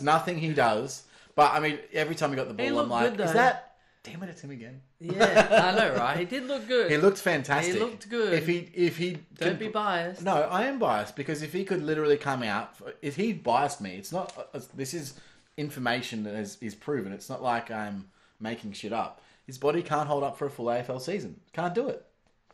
He's literally proved it over the last however many seasons he's played. He's actually only played 4 seasons, but he's been on a list for 6 years. So this is his 7th year on a list. And he's still only managed to pump out at maximum 14 games. Jeez, people don't forget. No, an elephant never forgets. Now let's move on to the Giants and Sydney game. Oh, yeah, this was a good game. It was a great game. This was a good game for anyone that loves Caniglio, which I do. I love Stephen Caniglio. And Taranto. If only Kelly was in that mix. I really wanted to see Kelly. That is the issue, isn't it? Because I want to see those 3 together in one game and see the role. It's the unison. It's the... The other thing, of course, is Jacob Hopper, and I'm a little bit upset about how he's going to impact them because I personally believe that Hopper's is a fairly one-dimensional player. Okay, so we had this conversation. There was, we placed the question out there, and some people were really quick. Taranto had a good game. Oh, Taranto's the best. He's a lock. He averaged 88 or something, or 90 or whatever it was. Yeah. So he did well. Now he'll have more midfield time. It's like, well, yes and no. I mean, they did lose Shield, yes, but Kelly played more on the wing last year, so he'll 43% of Kelly's game time was on the wing. 43%, so then he'll move into the middle more. Yep. Hopper, but Hopper can just play outside, and we're like, never going to happen. Have you met Hopper? He is like the Patrick Cripps of GWS, guaranteed. Inside, he's not nearly as good. No, not nearly. No, as in, no, don't get me wrong. He's an inside midfielder. He's not an outside player. He doesn't have speed. He doesn't have turn of pace. No. He might be able to pinch up forward, but you want him in the midfield. You want him in the guts. He's a contested winner, and if you're going to play him, it's got to be in there getting contested ball. I agree. That's it. That's the only role he's ever good at. So if he's best 22, that definitely is pushing someone out of the midfield, and that unfortunately looks to me like it's going to be Taranto. I think Taranto's more versatile. Taranto can go wing. Exactly. Taranto can go forward. Taranto can play multiple roles because he's so good. That's his downfall for SuperCoach, but he's such a valuable player for GWS. A great player. 100% great player. But for me, I want to see Hopper in there because Hopper hasn't had a good run. No. He's had a pretty bad last couple of years, but he has potential. And I'm still big on Hopper taking some... My other thing as well, with Josh Kelly, and I've said this over the weekend, but with him playing 43% last year on a wing and still being able to average that, in a contract year where they've basically already... The rumour is that he's ready to sign pretty much. Yeah, they're throwing money. No, what do you reckon that he's just gone, well, I want to play 100% midfield? Yeah, you're not I don't going. wanna You're be not playing on going. the wing. Yeah. By the way, this is my contract year, and I can do what I want. Yeah, I'm okay if you're playing me 50-50 outside. Yeah. Yeah, literally. So he's not going to play outside. I reckon he's going to be playing on the ball. And if you watch how the games have gone with you having more time and space, he's going to love that middle. He's going to look so good. So in my and I don't know, I think that we're pretty. Their starting three should be Caniglio, Kelly, Hopper. Yep. Taranto rotates through and he plays on a Ward wing. as well. Ward probably blows Hopper to start. Yeah, that'd be their best. Yeah, agreed. Yeah, but then they'll get rotation. And then the other really interesting positional thing that happened on the weekend was Lockie Whitfield. Yep. So really surprised to see Whitfield actually started in the forward line for basically most of the first half. They did this weird thing where they started him in the forward line and then he would sprint back down behind the ball after a contest to try and make up an extra number. And it just really wasn't working. And what you saw was Zach Williams getting a ton of ball in that first half. Yeah. Absolutely. I think it. 14 possessions in the first quarter or something stupid. He tailed it. And then basically locked himself into everyone who is everyone's team, which is good. But it really left a big question mark over Whitfield in terms of what his role is going to be this year. So I'm not entirely sure. The other thing is when he did go back behind the ball again in the second half, he actually went back behind the ball, Williams wasn't playing. So Williams got taken off. He only played half a game, or just over half a game. Yeah. So you don't get too much info from again, that. where's the information? Really big question mark. And I don't want to blow my own horn about that, but I said that in preseason. If his role is not there, there's no way I'm picking him if his role not Please, there. if there's one thing you would like to do, it's blow your own horn. I do. It's true. Just quickly as well, Taranto. I mean, I do know Dylan Shew's gone and Tom Scully, but then I think you have Delidio will probably play a bit on the wing, like he did sort of start to last year in the finals and that sort of thing. I do agree. So I think Taranto probably on the wing, going in that midfield, getting that wing rotation. Half forward. Yeah, he'll play a bit of time on the ball. Yeah, 100%. I can't see him getting nearly as much as he did, especially in that first preseason. Yeah, match because as well. the midfield time from Dylan Shield will probably get replaced by some Kelly time, and then a bit of another mix from there. Now, I just need to catch up on some Twitch stream because we're really lacking behind here. We've just got so many guys interacting with us today, guys, which is awesome. Thank you very much. So good. How many people? 17. 11 live. Yeah. So Collins versus Setterfield, who will average more? Collins, but you need to have both. I don't think. Yeah, I think both at this point. Both. Are you worried by forward rookie output minus Setterfield? Yes, 100%. But I mean, I'm worried every year about that. Yeah. So I would love to go deeper in the forward line, but there's no one there. I think I'm going more mid-price and rooks in defence than I am forward line at this point. I think you can only trust on a couple of forwards. The issue with the forward line is that who else are you going to put in there? I mean, you got maybe Darcy Moore, you got maybe Joe Danaher, maybe Toby Green. You're starting to look really Otherwise, then you got Setterfield and then just the couple that we've then it's mentioned. Billings. After that it's Bill. So I don't know. Butters is South Park, yes, of course. Westhoff is relevant after the buys once Ryder is injured and he's 400k. Yeah, potentially. Yeah, he could become really good, handy ruck cover deep in the season once his price drops. That's a good strategy. Happens every year that we always get burnt with 50s from forwards. Yep, I agree, Nick. Very much true. T-Man Hawk, welcome, T-Man. He said he's gone off Westhoff as well. Not sure about Ford at Ruck 3 either. Definitely listen to us. Do not pick Westhoff. Yeah. I picked it last year with Goddard, didn't I? Saying Goddard's horrible, and he ended up averaging horrible. Laird and Smith, I'm going for both. Well, that's one way to just shore it up. Either way, Laird and Smith have both been in my side. Yeah. I'm not going to lie. You can always go Bruce as an option. Yep, definitely. Brad Crouch with their start worth it. Well, I think you need to wait on the Bruce one, Chris, because I think the Bruce will be in the pudding.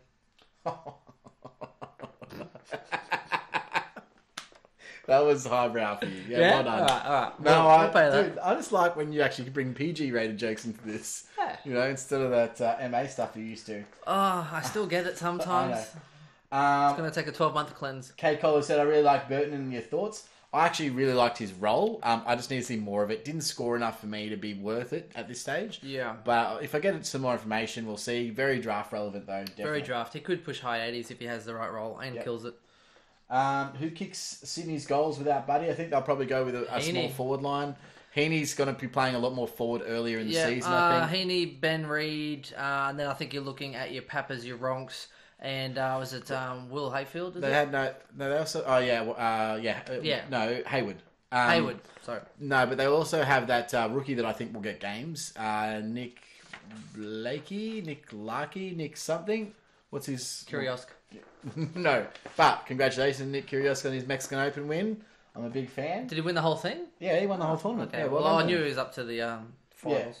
Yeah. Thoughts on Blakely? So is that Nick Blakely, I think, from the Suns? From Sydney. Maybe that's the guy. If you're talking about Connor Blakely, still injured, do not touch him. Late draft selection. I've picked him up in 2 drafts. Yeah, Nick Blakey, 166k forward for Sydney, 31 Supercoach. He looked really good. Now, the unfortunate thing for him is he's actually probably more of a midfielder than a forward at 195. But he will probably play forward early because they lack the tall options. Yeah, so. he's too expensive, and he only scored 31 Supercoach. So yeah, I also agree. Here we go. Why didn't Josh Kelly play? Just man management. He'll probably play JLT too. I wouldn't read too much into that. He is obviously coming back from postseason hip and groin. Yeah, I think it was. Actually, I think you're right. Hip surgery. But yeah, I wouldn't worry about that too much. Check my spreadsheet. And he sure had it on a string. Yeah, he bloody did.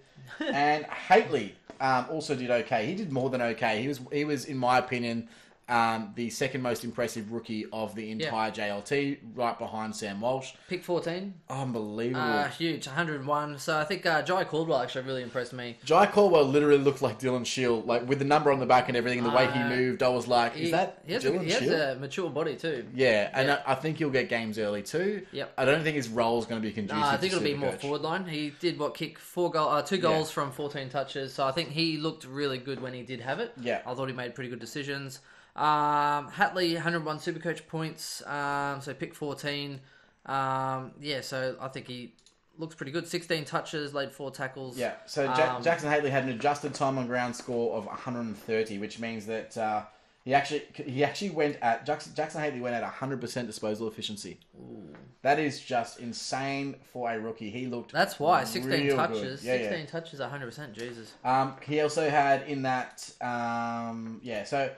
In my opinion, I honestly think that Haitley is going to play round 1, and I would be surprised if he didn't. I think that there's a spot there for him. Yep. I don't think Caldwell does. No, I was going to say touch and go. I think it depends if someone doesn't make Haitley. it. Yeah. However, I think they're much more. He's much expensive more as well. Like, Caldwell 162k. Haitley is 148k. Yeah. So he's probably the more likely, the 148k mid. I think that these two are definitely ahead of, say, like a Ian Hill or whatever his name is, for playing at this point for me. So let's go the monkey off the shoulder. Let's go with the tag team for the blonde duo. We'll go with Callum Mills and Isaac Heaney. Fair enough. I thought Isaac Heaney was quite impressive. But again, we're talking about him having to push forward. He looked like the most lively forward option for them. He looked like the only forward option for them. They desperately needed a goal, and they're like, what do we do? Oh, I suppose we put Heaney forward because we can't do anything else. So for me, I think he's not going to go down in price, which we've said all year. Yep. 24 disposals, 13 contested, 5 clearances, 5 tackles, and kicked a couple of goals. So for me, he is a lock in my side. Callum Mills did okay, except he just handballs way too much. Now, I don't know if that was situational. Maybe it's just a little bit... That's how he plays midfield. He gets a lot of handballs, doesn't kick too much. He's a better kick than that, though. Yeah. So, kick the ball more. I think his disposal is 89%, 18 touches, 7 tackles, 3 clearances. I think he's definitely good. I've actually probably put him ahead of McGrath as far as his possible output. Yeah. But, again, I don't think I'm picking either. So, nah. Just awkward price. At this point, I need more information. 428k, it's a bit awkward. If I see him absolutely come out and towel this next JLT in the midfield, then that makes much more sense. So Lloyd is someone that I'm obviously definitely watched a lot. He still had 24 disposals, Lloyd. I know he only scored 74 Supercoach, but he had 99 DT, so he just had one of those days where not everything went well for him. But he still only had 65% time on ground. So he had 24 disposals and 65% time on ground. If extrapolate that out, another 20% time on ground, what's that? At least another 4 or 5 disposals. He's getting 29, 30 disposals, and then what do we say? He gets 29 disposals, and his average last year was 124. Yep. So I'm definitely not right. If you're writing off Lloyd on that, rethink that. I'm writing off Lloyd. Happen. No, just kidding. The other one, quickly, I thought was very impressive, was Jeremy throw the elbow Cameron. Oh, you mean he's short? Yeah, that guy. The guy that's going to average less than Hurley. No way. Jeremy Cameron, actually, his role was really good. I thought it was good. So he was getting up the ground, using the ball well, and he looks really fit. So, Yeah, I mean, if you can just kind of not do the old knocking people out with his elbow, I actually think he could average you 90 plus, but I don't think it'll be top 10 relevant. No, very important. And look... And I tried to get him in draft too, but the guy... you talked him up. You sold yourself out of that. Oh, 2 points, like 2 picks after. I was telling him not to pick it. Why? Because he was going... He said... He said, who should I go with? Should I go with Delidio or should I go with Jeremy Cameron? I was trying to sell Delidio. Right. And then in the end, he got Delidio next round anyway. So yeah, I was like, it was your fault. You're right. All right, now I just want to go through quickly, moving on to the next game, Lions versus the Hawks. Yes. I'll let you go for a bit of a rant on this one with your boys, but I tell you what, from what I watched, Brisbane were impressive, but they played against a really subpar Hawks team. Correct. This also happened to coincide with when we were doing our draft. So unfortunately, this game and the Melbourne and Richmond game, we didn't see a whole heap of. I actually watched this live afterwards. Oh, not live, on replay. Oh, okay, replay, right. Yeah. I probably saw a little bit of the highlights. Yeah. I saw more of the Richmond and D's. So, well, you can then take the lead then, Chris, because, sure. I mean, all I want to know is Lachie Neale the best thing since sliced bread? Well, I tell you what, he got out of the gates really well. He played really, really impressive. He's already in my side, so for me, I was just looking to make sure that he had the chemistry and that he's not going to be losing anything out of going to Brisbane. And I mean, tick. Well, never leaving my side from this point forward. When he's hanging around Zorko, how can he not have the chemistry? Am I right? Zorko played a little bit underwhelming, and that sort of threw me off a little bit, but I was okay with his performance. The biggest performance of the day, in my opinion, was Lincoln McCarthy. I thought he played absolutely amazing. And we know he can play football. It's just his body's never been up to scratch. Apparently he's had a good preseason too. They even released articles after. I think he is definitely one to watch. Yep. And his rookie price too. I don't know if you know that. He's under 250k. Ooh. So I'll just pick up... Let me have a look on our spreadsheet here. Lincoln McCarthy is... If I can find him. 247k. So he's just under. So that is one forward. And now, again... highly risky. Yeah. We're given his injury history, but I tell you what, he played fantastic. He put on a heap of tackles. How many tackles did he take there? 8 tackles. He had 17 disposals. He kicked 2 goals straight. I think he was fantastic on the day. And he's arguably best on with Neil probably taking the chocolates. Yeah. I'll tell you who was also a little bit underrated here, Chris, by the sounds of it. Reece the Beast Matheson. Yeah, he played well. 114 SuperCoach points, 28 touches, 6 inside 50s, 2 goal assists, 68% game time. Yeah, no, really good. Smashed it. And he's a forward option. Can he play a full season? Nope. And by full season, I don't mean injury. He's not in front of their other rookies. So for mid-time, in my opinion. No. So he's not in front of McCluggage. He's not in front of... well, both of those played. McCluggage and Berry played. Yeah, but what I'm saying is round one... Reece the Beast in there. As a forward mid option, he will average you 90... He's not getting those mid-minutes. He will average you 93 in the draft. Oh, mate. That is a massive call. Nah, he only I will take... Okay, so we're doing another bet, because I'm happy to take anything against Mather. You name the terms, and I'll say yes or no. Okay, over under 80? Yeah, like... Over under 80? No! You just said yeah. Yeah, he'll get over 80. No, okay, so over under 80. Over? I'm saying over, you're saying under. Yeah. Just quietly. No, but 80... So, okay, so... Over under 80. No. Over under 80, but has to play over 14 games. No. I don't like 85. Well, you got a deal. You got a deal at 85. 85 and 14 games? Gee, that's a big bet. So, isn't it strange how the tides have turned? No, so look, I thought he played really well, as did Jared Lyons in his first year. I thought he played really well. He had 26 disposals himself. Do we say over 85 without the number of game bets? No, that doesn't help. I don't know if he's going to play 14 games. And now we did have this question actually posted from Pistol, actually. Pistol Archie Smith and the Steph Martin conundrum. So, do you want to give your view on, you still thinking the same? No, it's still Steph. I mean, I think Archie played well. But Archie played well. I think Archie's 12 months away from breaking in, to be honest. I think the coach is doing really well, but again, I'll say this again. He's not going to come out saying, oh, Archie, you're playing in the seconds all year and you have no shot of playing seniors. He's going to blow the smoke up both their backsides, and Steph Martin is feeling the pressure, but he is still... top 4 in the club. He is still absolutely dominant with his size and these new rules. He's going to monster people. So yes, he might be a slow starter, but Archie won't be playing unless somehow he manages to learn how to kick goals. Yeah, that's pretty much it. 12 months' time, I think he's actually competing with Oscar McInerney, right? I actually think he will be in a lot of people's sides next year, when I think he actually might even dethrone Steph. If Steph stays at the Lions, which he might like to do, he'll be even cheaper again next year. Yeah. And I think he will be a lot of people's R2 or bench option next year. So for Makes me, sense. I would wait 12 months on that one. Now, the other one that I want to touch on just before we move completely past the Lions is Eli Smith. So I've actually got him in my team right now, but didn't get much information out of him because he only played 23% game time, which didn't give us much. In that time, he got 13 SuperCoach. Yep, 13 in a quarter. Not great. In a quarter of footy, 13. Well, I mean, times that by 4, that's what? Or 15 would be 60, so... Why do you only play a quarter? Well, that's the thing. So how far is he back behind that picking order? I thought he was a lot higher. So I didn't. Never touched my side. So now, I'm going to have to boot him and find another mid. Yeah. And look, there's so many more mids. The issue is that they're all expensive. So I've got to change my side to start accommodating these expensive rookies that seem to be the ones that are going to play this year. So there's a lot... There's a lot of restructuring. Yeah, 123 to 102k mids that are playing. Yeah, well, normally you have some 117k and 120k people, but this year they all seem to be wanting the extra dollar. It was, well, you know what it was, that super draft. That, everyone was saying how amazing the mids were in last year's draft.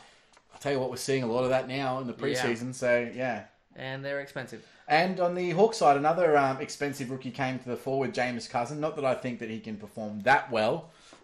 With a full complement of Hawthorn mids and team. I don't think he's in the best 22, but interesting if he does. I want to watch him next week. I think it'll be interesting. 21-year-old did really well, actually. 29 disposals, 8 marks, 5 clearances, 4 tackles. So I think, it depends though.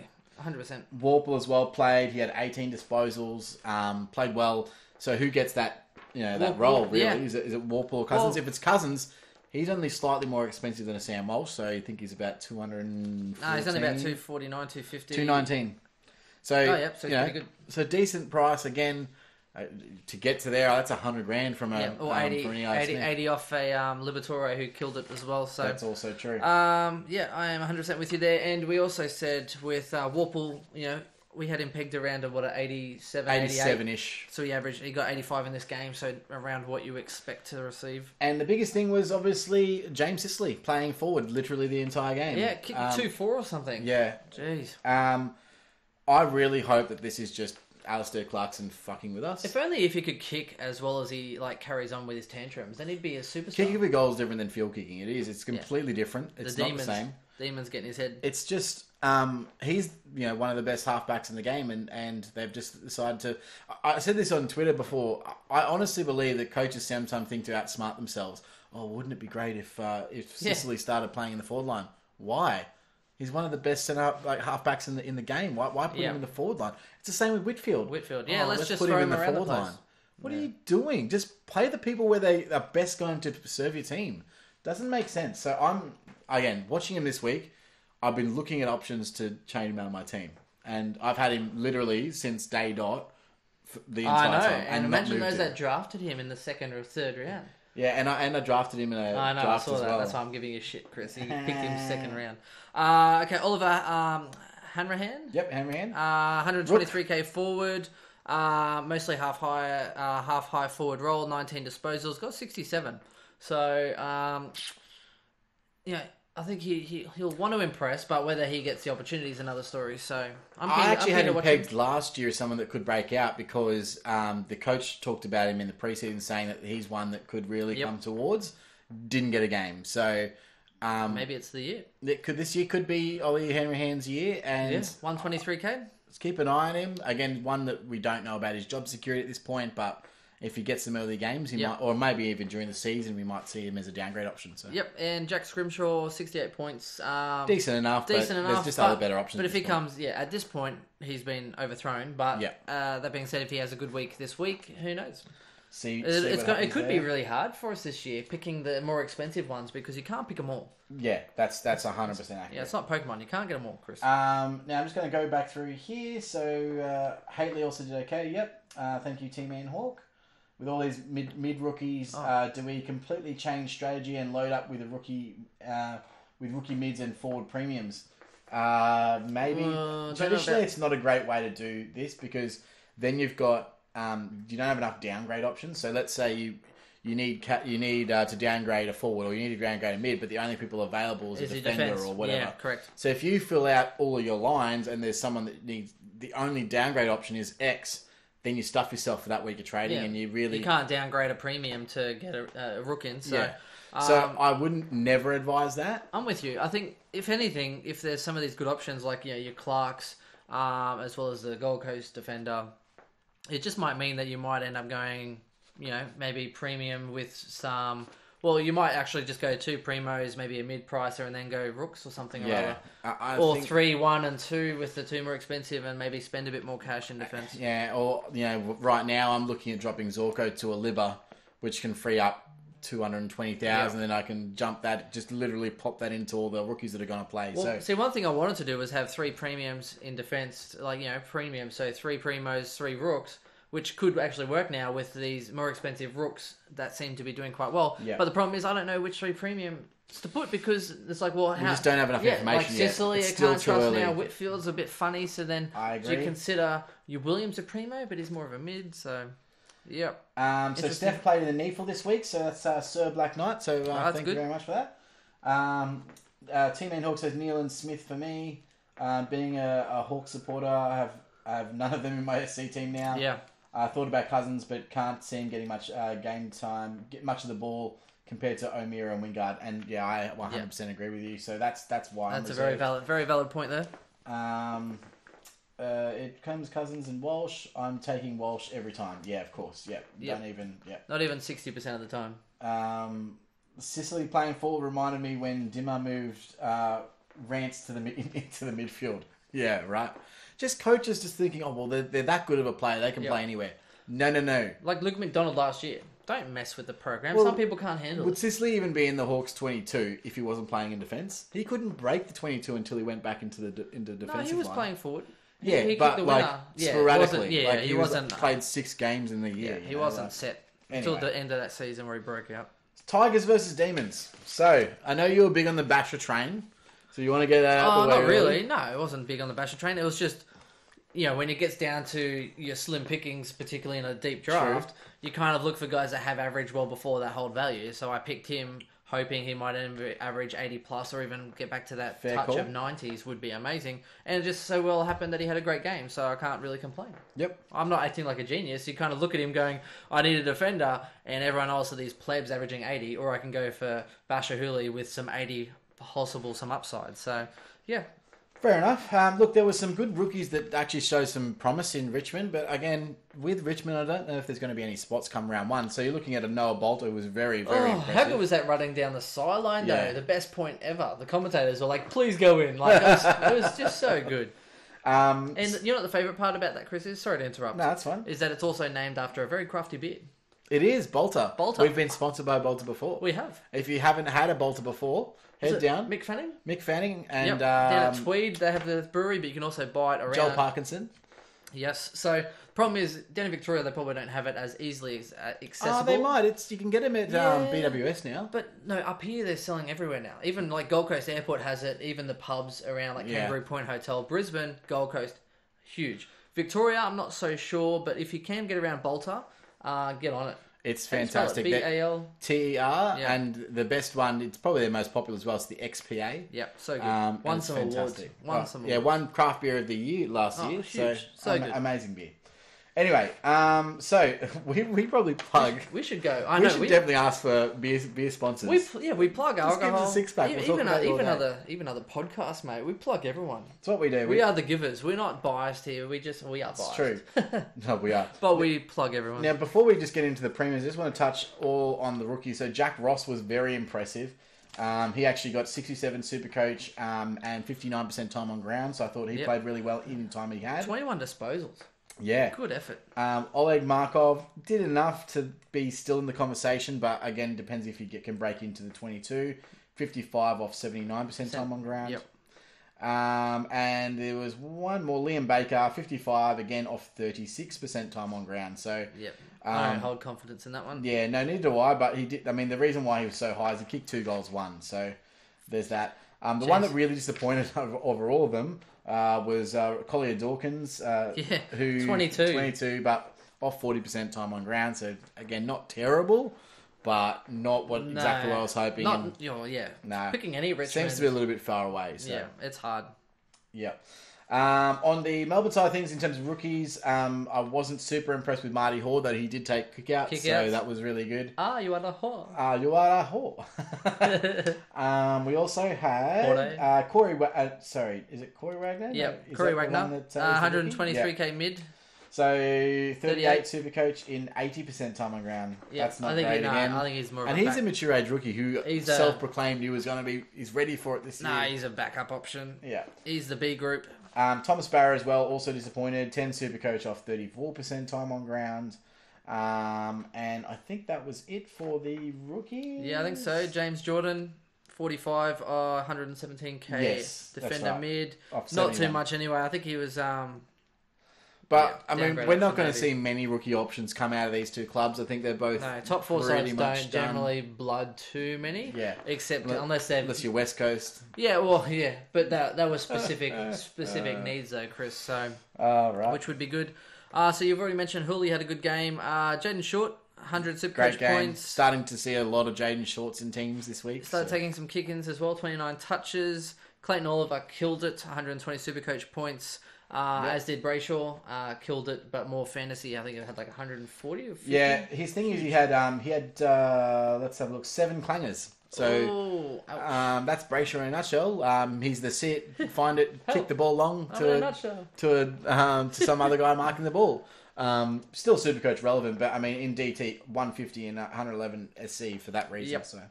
Correct. Petrappa, 92 Supercoach points, had 22 touches, 10 contested, 5 tackles and a goal. So I think he should improve this year just from natural progression. And he actually looks a bit stronger too. He's always had a pretty good build, but he looks pretty fit and strong this year. Clayton Oliver had an adjusted time on ground score of 159. Ooh-wee. The guy's a gun. The kid's a jet. I don't know what else to say about him. The only reason I don't have him in my team is because I can't afford him, and he doesn't fit into my bar structure. Imagine that though, not doing much contested work at all in the preseason, double shoulder surgery, comes out in JLT1 and just absolutely pumps. As we said, he needs to do non-contact work. He just pumps non-contact work in training is where he... You know why? Because the minute someone gets near him, he goes, oh, whoop. Yeah, exactly right. I think he doesn't look for the body because he's not used to it. He just picks it up and goes. Unbelievable guy. That's crazy good. I've got to try and find a way to get him in my side now. How can I do that though? Draft value and is flying massively under the radar at the moment is Bailey Fritsch. Yep. So he was playing as that wing, but also drops behind the ball for the contested mark. And he played really good. So he got a 94. It's real good. From 70% time on. It's real good. It's got job real good.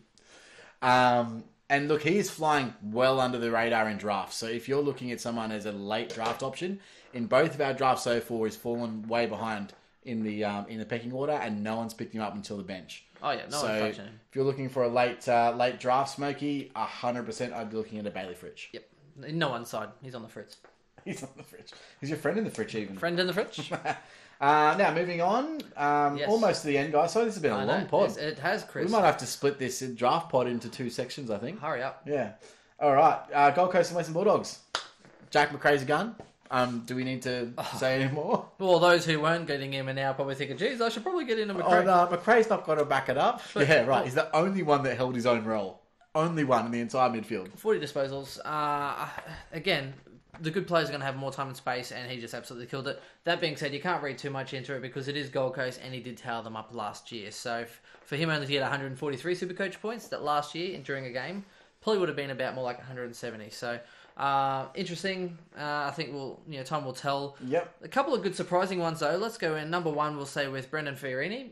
Yep. I thought was highly impressive. Well, we both have said he's got talent. Last year, can he just stay on the park? Last year he let us down. Yeah. Liberatore is the other one. Outstanding. 111 Supercoach points, 27 touches, 8 clearances. He had more centre bounces than Dunkley and McLean, I think, combined. Yeah, he did. Which sucks to be those two. And McRae had the most. And again, it's just proof that McRae's role is not changing at all. Correct.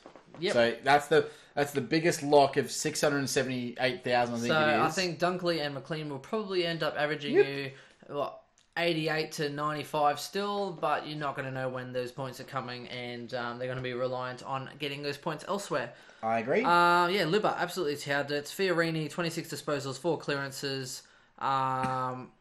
He's 21 years old, so he was a fairly high draft pick, and this could be the year. I say could. He could let us down fantastically once more. Nah, I think he's good. Now let's quickly go through all of the rookies because there was a lot. Now the ones that are great, Collins, lock him up. I don't think he's moving anywhere from that defence after watching it live. Not only that, Tomo actually played the deepest, and which was Will worried because I actually thought maybe Tomo would go fullback and Collins would then play as more of an intercepting role. Which is what we were hoping was going to happen. Because if he was playing fullback as a lockdown, wasn't not going as to be good. But no. centre half back, amazing. Centre half back, drifted back in front of packs to take contested marks. Amazing. Unbelievable. What did he end up getting? 90 something? 93. 93? Yeah. Lock him up. There's no one for 188k that's better value than him right now. I do think he plays round one. The one I was really impressed with was also Chris Burgess, who actually played forward of the ball. And it looks like he will get a starting role as a lead up forward. He's built. He's obviously a mature age recruit. He got 68. Now, the one scary thing about that 68 is he obviously kicked 3 goals to get there. So that's the thing with picking key forward rookies. Were impressive though. They But were. again, I don't know the if ball movement was really good. I don't know if it says more about Gold Coast or less about the Bulldogs. But Bulldogs couldn't score to save their life. I mean, they had to get Wallace to kick their goal. Wallace. What you looking at, Wallace? That's true. Sorry, back to the Rooks. Ben King, complete wash at this point. 12 SuperCoach from 49%. Expensive, don't do it. No way. Isaac Rankine, again, did some amazing things, and I think he will be a good player, but not SuperCoach relevant this year. No, he's, Let's Jack Lukosius, again, no. 31 SuperCoach from 66% game time. Bailey Smith? I think that was... so on the dog side of things, it was Bailey Smith. Again, looked good. His disposal was off, so he only got 29%. 29 SuperCoach. He had... But his price is a big road, Chris. He's only 180k. Yeah, but he had 9 disposals and 3 clangers within that 9. So, I mean... he's expensive. He's expensive. Again, not touching him with a bar. Will Hayes, 117k mid, got 42, 15 touches. And not bad in 59% time on ground. So that's not too bad. I'm actually happy with that. So 15 touches, 5 inside 50s, mature age. So I think at this point, Will Hayes is taking the chocolates. The super impressive player of the night to me was Aaron Norton. Norton. Yeah, really played well. And I mean, from last year, I think most people had Aaron Norton. I had him pretty much most of the year until after the buys. But I tell you what, he looks big now. He put on some size in the off season. He ate that chicken. Yeah, he ate that protein. Had that protein? So he looked really, really good. Yeah, tell you what. Now just moving over to Twitch here. Tell you what, Chris, I think his meals were costing about $12 each. He was having a full chicken and a full thing of pasta salad, I reckon. He just goes down to Woolies and gets multiple full chicken. He eats a whole chicken and then smashes a whole potato Carb salad. loads as well. Potato salad, just protein and carbs, just load up. That sounds fantastic. I know, right? Where can I do that? That's about 1.5 kilos of food, I reckon. I'd love to be able to eat carbs again. So somebody said thoughts on Brayshaw, so we did touch on that, of course. What do you think he averages? 105? I think he gets that next step, but I don't think he gets uber premium status. I think he'll be between your Heppel sort of types of 103s and then kind of like your Bontempelli's the 108 kind of mark. So you're probably looking at maybe a 105. Yeah, I think that's about I think he'll be below your Heppels, your Caniglios. Not Heppel, sorry, below your Bontempelli, your Caniglio types. Trelaw, Crouch, Merritt, he'll be below there. Is that one rung below? And the other thing I'd say is that he hasn't had any attention yet. True. Not 1 ounce of attention. Probably because a nice little tap on the head will knock him out. But no, the only attention he's had in the last 12 months is his headgear. That's it, yeah. So the attention from the Brownlow vote guys. Yeah, I know, not attention. Yeah. No Brownlow event attention, just from his couch. Oh, dude. So Grimo said Fancy Freako called Oleg Markov no leg Markov last year to his inability to hit a target. I like that. So T-Man Hawk said Bolter bolted it. Dustin Martin, Hoare, I'm not so sure about. Happy to have. Let's keep going. Brayshaw is an uber elite. Don't know about that. Maybe in Dream Team. Anyone who gets a kick against Richmond is a star. Calm down there, Spiz. Let's also, yes, Brayshaw was good, but there's no Viney, there's no Jones in that mix. You put those two guys in. I still think he's in that midfield. No, I still think he's going to be amazing. I still think he averages you over 100, but to put him in your starting side, I mean, you might as well just put in a side bottom who had the best year ever and averaged 100. So Nick Vass 21 just said Supercoach outsider said Brayshaw is a lock. So That must mean that to us is not. No, yeah, we're opposite. That's a terrible idea. How dare you quote Supercoach outsider to us? The nerve. The nerve on this guy. Dusty was like Grundy last night. Never got out of second gear. Yeah, true. Grundy was just like, we'll get to that. I still think Dusty's a great option, but he's I'm highly actually picked. thinking he might be better picked. than I thought, but we'll... Yeah, okay. Oh, well, yeah. Oops, forgot I have Oliver. Miles played bugger all time and still scored well. Yeah, so something on Anthony Miles. He did. I think he played a considerable amount of time, but not nearly as much as I thought he would. Let's have a look. Miles he got 68 Supercoach and played 55% time on ground. Okay. So, that's all right. I mean, what was his true average then? Let's go to our spreadsheet. And by the way, we did up this spreadsheet. I'll flick it over so you guys can have a quick look at it yourselves. Here we go. Let's transition that over. Yep. So this is a spreadsheet that we did have a lot of help with this, but let's go find Miles for a little bit of a chin wag. Here we go. So Miles there. 55% time on ground. He got 68. His adjusted time on ground score was 105. So if he maintained that scoring efficiency for the entire game, that's what he would have actually got. Yep, for 85% time on ground. Right. I just noticed that he turned the ball over quite a bit. He got 4 clangers on the day. So that's his issue, is that he can win the ball. No problem with him winning the ball. I mean, granted, it was not the best side he was in at the time, but his disposal was pretty shocking, and I was actually really disappointed with some of his kicking efforts, handballs to nothing, targets. It was not great. Yep. But it's a lot of people are rusty at this stage of the season. So I'm with you. Well, let's move on. Collingwood and Fremantle. Chris, I'll let you take the lead while I go and parch myself. Fair enough. Would you like to grab a water for myself, sir? I was going to. Thank you very much. So yes, I think that it was a unique game because, and like Buckley said, they don't have their best 22 out there. They're missing Adams for the start of the season now. He's confirmed that he's got a hand injury and will be out for at least the first 3 to 4 weeks. So that's a little bit upsetting. They've got Treloar, of course, coming back. He'll play next week, so that will impact the mid-rotations, the mid-time. But one thing I did notice is Scott Pendlebury was absolutely fantastic, mainly in his clearance work. And I think that's going to be a trend. I did touch on this at the start of the podcast, where you find that the guys that have really amazing clearance skills are going to be in the centre bounce more often. So someone like a Pendles could really increase his average. Steel Sidebottom played really well, but his best work wasn't done in the clearances. His best work was on the outside or in the spread. When he was kicking inside 50 or kicking a goal, that goal was really good. I'm interested to see what things that Tom Phillips can do. But yeah, Grundy looked like he didn't even get out of second gear, and he still managed, I think, 97 Supercoach. I think he's a little bit underdone, obviously with the foot. I think he'll be right by round 1. But he also had, thank you, sir. Cheers. The other consideration, of course, with someone like a Grundy, is that they rotated 3 or 4 different tools on him throughout the day. So he's, getting fatigued, and then they just kept rotating another tool onto him, which was just like, I'm sure it was just like, come on, bro, like, get someone that's a little bit... a break. Yeah, like he rucked solo the whole day and had 3 guys rotating on him. Like, yeah, I don't know. I thought that was a bit weird to see that. Outside of that, Dane Beams played pretty well. I think that's pretty much going to be his role. I can't see him really averaging over 100 this year without max minutes. With a full complement of midfielders, about 100 for this year, I think is pretty good. For Dane Beams? No way. Yeah. You reckon lower? I'll go over. Over? I'll take that bet. Over 100. You reckon Dane Beams averages over 100? Over 100. Okay, so give me a figure. Over 100. 101? Yeah, 100.1. That could be I might take that bet. I'll take over 100 for anything. All right. Well, that might be someone. Keep an eye on that. Everyone out there, as if you wouldn't take Dane Beams over 100. Seriously. Jamie Elliott looked good, but I wouldn't put him in anything standard just because of his body. Who knows when he's going to break down again. Darcy Moore kicked 4 clangers, and at one stage he looked like everything that he touched was turning putrid. Did take kickouts, though? He did take kickouts, and he ended up scoring decent. So he had I think he got about 79. Let me see what his adjusted average was. And so he is rookie priced. Darcy Moore is only 230,000 as a defender forward. So a lot of people are considering him. That's not the right Moore. Let's find other Moore.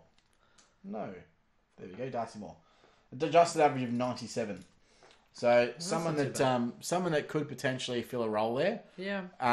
expensive enough that you can have him at F4, just ahead of Setterfield. I mean, if you had more, and then Setterfield and then a Rook, that's a little bit of ease off your mind. I'll tell you one guy who I was keen on, who I'm not now, is Griffin Logue. So remember at the start of the year, I thought, well, this guy has potential. He could be using it a lot. Nothing at all, completely not on my radar at this point in time. Yep, agree. But I'll tell you who is a surprise packet is Darcy Tucker. Yes, very much so. That was very much a surprise packet. So looking at his stats, 19 disposals, but 15 contested. So he played a run with role. 15 contested. Yeah, he played a run with role with Pendlebury, and then the second half he played on steel side bottom. That's crazy. Yeah. 15 out of 19 contested, 113 SuperCoach points. Not bad at all. 13 tackles, that's why. Yeah, I wouldn't be touching him just because I'm not entirely sure what his role means for them this year, but... Jeez, I think he averaged like 60, so he's not not good a for bad, standard anyway. Yeah, but not a bad draft little. Yeah, for draft smoking. option, he could go from a 60 up, you know. Isaac Keenall, so I don't think he did terribly. I mean, he only got, what's Supercoach, was it 35 or so? He got 34. But he looked shaky with his, he looked rushed. He was like, I don't know the pace of the game, I just want to get rid of it as soon as I get it. It looked like he didn't have that, the X factor that I've seen him play with. Or the composure. Yeah, it just wasn't there. And I think that's just like adjusting to the game time, like the time of the game, speed of the game, the contest. He just didn't quite get it. So I want to see him again before I pass judgment. For me, I thought he was rushed like his parents when they're trying to pick a first name. Yeah. That's nice work. And the other one that I liked as well was Tyler Brown, but just not a high enough scoring, but played well when he was on the ground. Outside of that, on the freer side of things, Walters looked really good. So how much did he have? Only played 55% time on ground, Walters, with an adjusted average of, let's have a look here. Beep, boop, beep. Adjusted average of 133, which, again, we know that Walters can do that. So he played through the midfield, played up forward, kicked goals when he was up forward, and dominated through the midfield when he got there, picking up clearances and was great on the spread. Walters is... that reminds me of last year. Great on the spread. Classic. Always cracks me up. Yeah, but you know you're going to get that flash in the pan from Walters as well. So it's not unsurprising. It just kind of makes you want to tempt that bait a little bit and maybe give it a jiggle. I won't ever start. That was out of bounds. That was out of bounds. That was out of bounds. That was out of bounds. Brad Crouch. Yeah, or the Stephen Hill or whatever. Oh, geez, Stephen Hill. Quad surgery. Yeah, Rory Lobb was impressive. But I don't think he's going to get hitouts in the main season, though. No, that's the thing. So he doesn't want to play ruck, apparently. This is what I mean. He had 20 hitouts. And we all know, like, if Rory Lobb is going to be playing as a ruckman, then he's a good option. He will always be a good option because he scores a lot of points from his hit out to advantage. He's 207 centimetres. I don't know if you knew he was that tall, but he's a tall guy. Yeah. But the rumour is that he wants to be playing forward. So if you've got... Who knows what the rumour is? No one talks. Who knows? I mean... Once he wanted to play in the ruck, and now he wants to play as a forward. If he does play forward, though, he's in consideration for my starting squad. He could completely change the way that I start my team. I could have Rory Lobb at, say, F3 with that ruck forward swing and play a Gorn. Then I'd literally break my entire squad. So it'd be interesting. Or I could still go the Mumford route, but just play Rory Lobb for the first couple of games. Who knows? Anyway, it's completely up in the air, but I'm considering it. Sounds like a mess. But again, we need more information. This game definitely gave us more questions. Mundy wasn't fantastic, but he did a role and played 70% game time. Yep. Luke Ryan wasn't fantastic, but he played 64% game time and did all right. After the solid hit out, I actually think like your Dangerfields, your McRae's, they might actually not play as much in the second round. Yeah. Whereas the guys that didn't play much, so your Merritts and that kind of thing, I think they will then step up this one. So that's true. Well, Dangerfield played 88. And then we still won't get the right information. Well, you won't, no, but Dangerfield played like 88% time on ground. So it's just crazy. So I don't think... The other one is if Bewley gets game time, I think he's probably locked into most people's squads. So Brett Bewley played, he got a score of 48 on 53% time on ground with an adjusted average of 105. I lie. He was 39% on the ground. Oh, so, wow. So someone who I think, again, mature age recruit, I think he will get game time early. Could potentially even be in the round one squad. And if he is, look. So I think he's in most people's on-field team right now. Fair call. So we'll see. So I think that pretty much wraps us up on that one, Chris. Any more comments? No, I just we started. No, just not you, Chris. The kind of people out course, there. I don't care about your comments. What is this? McRae is too expensive if you already have Gawn, Grundy, and Danger. No, because you're going to have to get him anyway because he's going to be that good of a scorer. Sorry, T-Man Hook, that was you. Yeah. And so, I mean, if you go the whole season without having the top Supercoach scorer or one of the top 3 or 4, you're not anywhere near competitive for overall scoring. You're assuming he will be a top scorer. Well, I mean, there is nothing to suggest that McRae is not going to be able to hold his average. Nothing. Yeah. He's had a good preseason. Was the top averaging player from true averaging player from last year. His role isn't changing in a midfield that everyone else is changing around him. I can't imagine a world where... I'm with you. I am with you. Yeah. Anyway, nearly every centre bounce was McRae, Libba and Bont. Yeah, exactly. And with Wallace rotating through. And that was fantastic to see. Oh, look, they actually... Yeah, Wallace played a lot, actually, through the mid and then forward. Yeah, well, the issue was that I found with the Dogs is that they were fantastic in the midfield, but going forward, they really lacked... They didn't have Boyd, they didn't have bloody Shaggy. Yeah, they lacked moving forward, so that really sucked for them. So hopefully they can pull that together. So Nick Vass, 22, says Elliott will kick 45 goals this year. If Elliott does kick that, that'd be amazing. I'm taking unders. I'd be happy if he plays 15 games and plays the finals, to be honest. So that'd be good. What was Keno like? We went through that. Pronounced Keno, Quaino, not Keno. I'm pretty sure. Hopefully. How long are you guys into your stream? We are now 1 hour and 53 minutes into our stream. Too long. And it's almost done. Thank you, Sir Black Knight. So yes, it is almost done. It is done. Well, yeah, the draft talk. Do we do the draft talk, Chris? Well, I think we do because I think there's people out there that have been hanging out. So let's quickly go through a few things that we noticed about draft selections on the night. And the first one was the first round. It was a shocker. It was crazy, wasn't it? Lockie Neal was pick 14. And this guy ended up with Grundy and Lockie Neal, and I just... That killed you, didn't it? I just shot myself, seriously. Like, what the hell? How does Lockie Neal scrape to the second round after all that? So our personal belief is that there's a clear top 4 in any draft this year, and it's Patrick Dangerfield pretty much number 1. I don't think any draft should be going without Dangerfield number 1. Grundy 2. McRae, and then McRae and Cripps, depending on where you see him. After that, you've then got... Then it's a group of about 5 guys. Another 4. You have a group of another 4. You then have your Kelly, your Oliver, your Fife, and your... Neil, maybe? Neil? Did I say Neil? No. Okay. Neil wasn't in that list. Okay. But Kelly, Neil. Fife and Oliver. So there's another 4. Yeah, or Max Gawn. And then Max Gawn, who went at pick 11. So Max Gawn falls at pick 11, which really shocked us. So I think you'll find leagues will either underrate Gawn or overrate Gawn. Yes. So Gawn's going to either go really early. Depending on how researched they are, people might think he's dropping... Melbourne supporters. People think he might be dropping in value. So, but that being said, we had one guy was real bullish on Caniglio.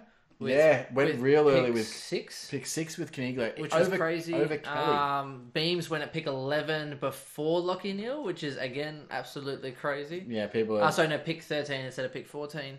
Lloyd went with pick 12, so he went at the end of the first round there. So, but the usual types, so the ones that have been spoken about heaps in the preseason, McGrath.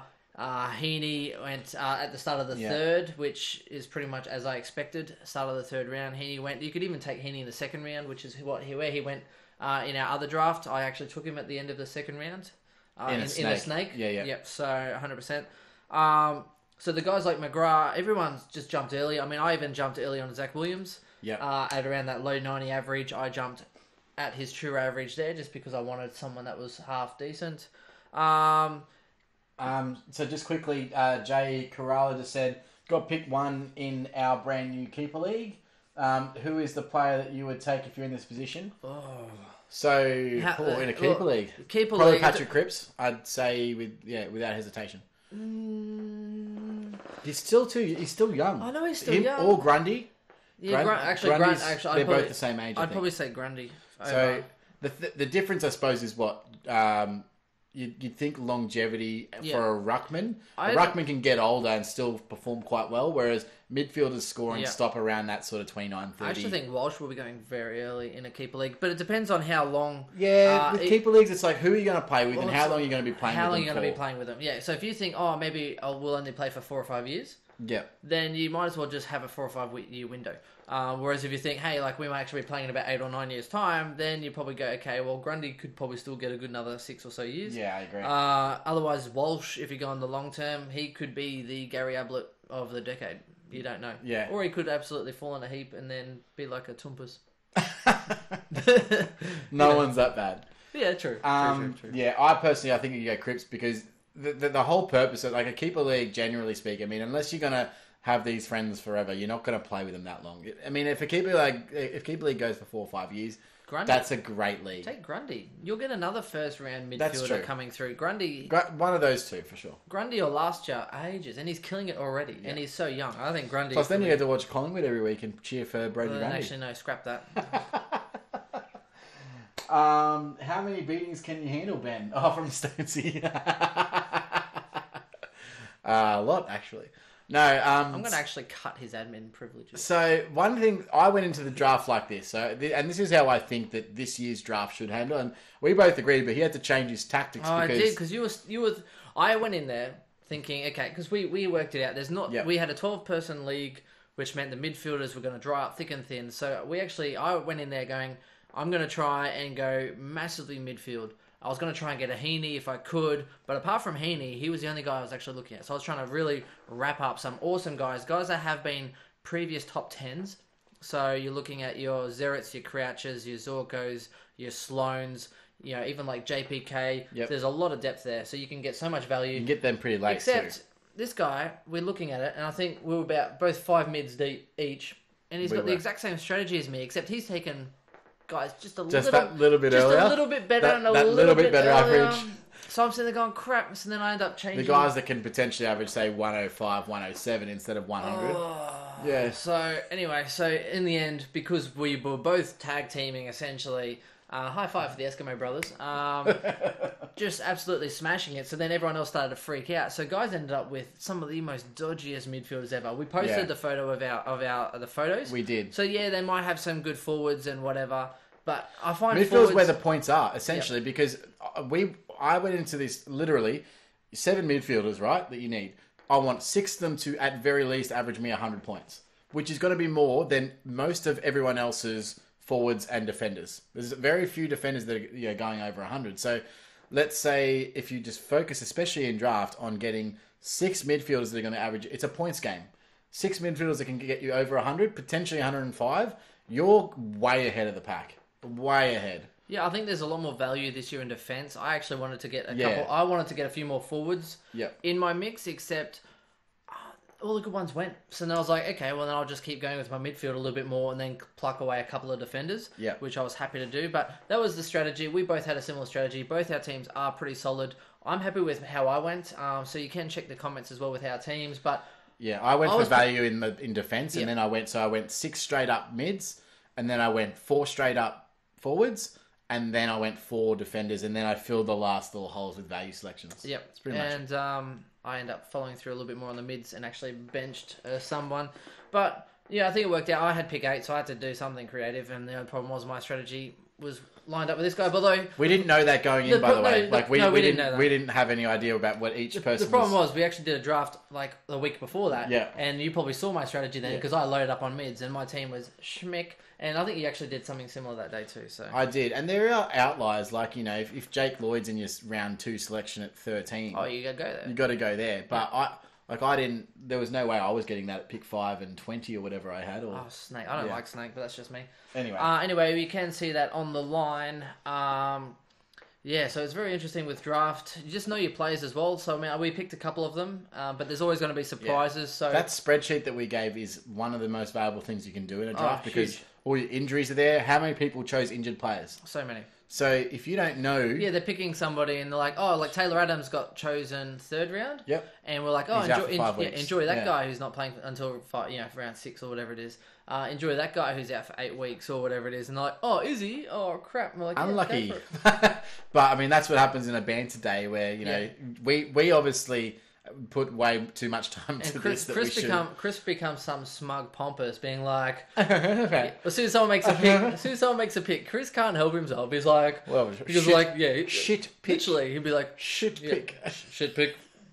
No, that guy's not going to even average 80 this year. He's not even going to fucking play. All his little snide comments. Literally just rips on everybody. Or sometimes he's like, or if he's trying to G them up because they're like a rookie player, he'll be like, yeah, great pick.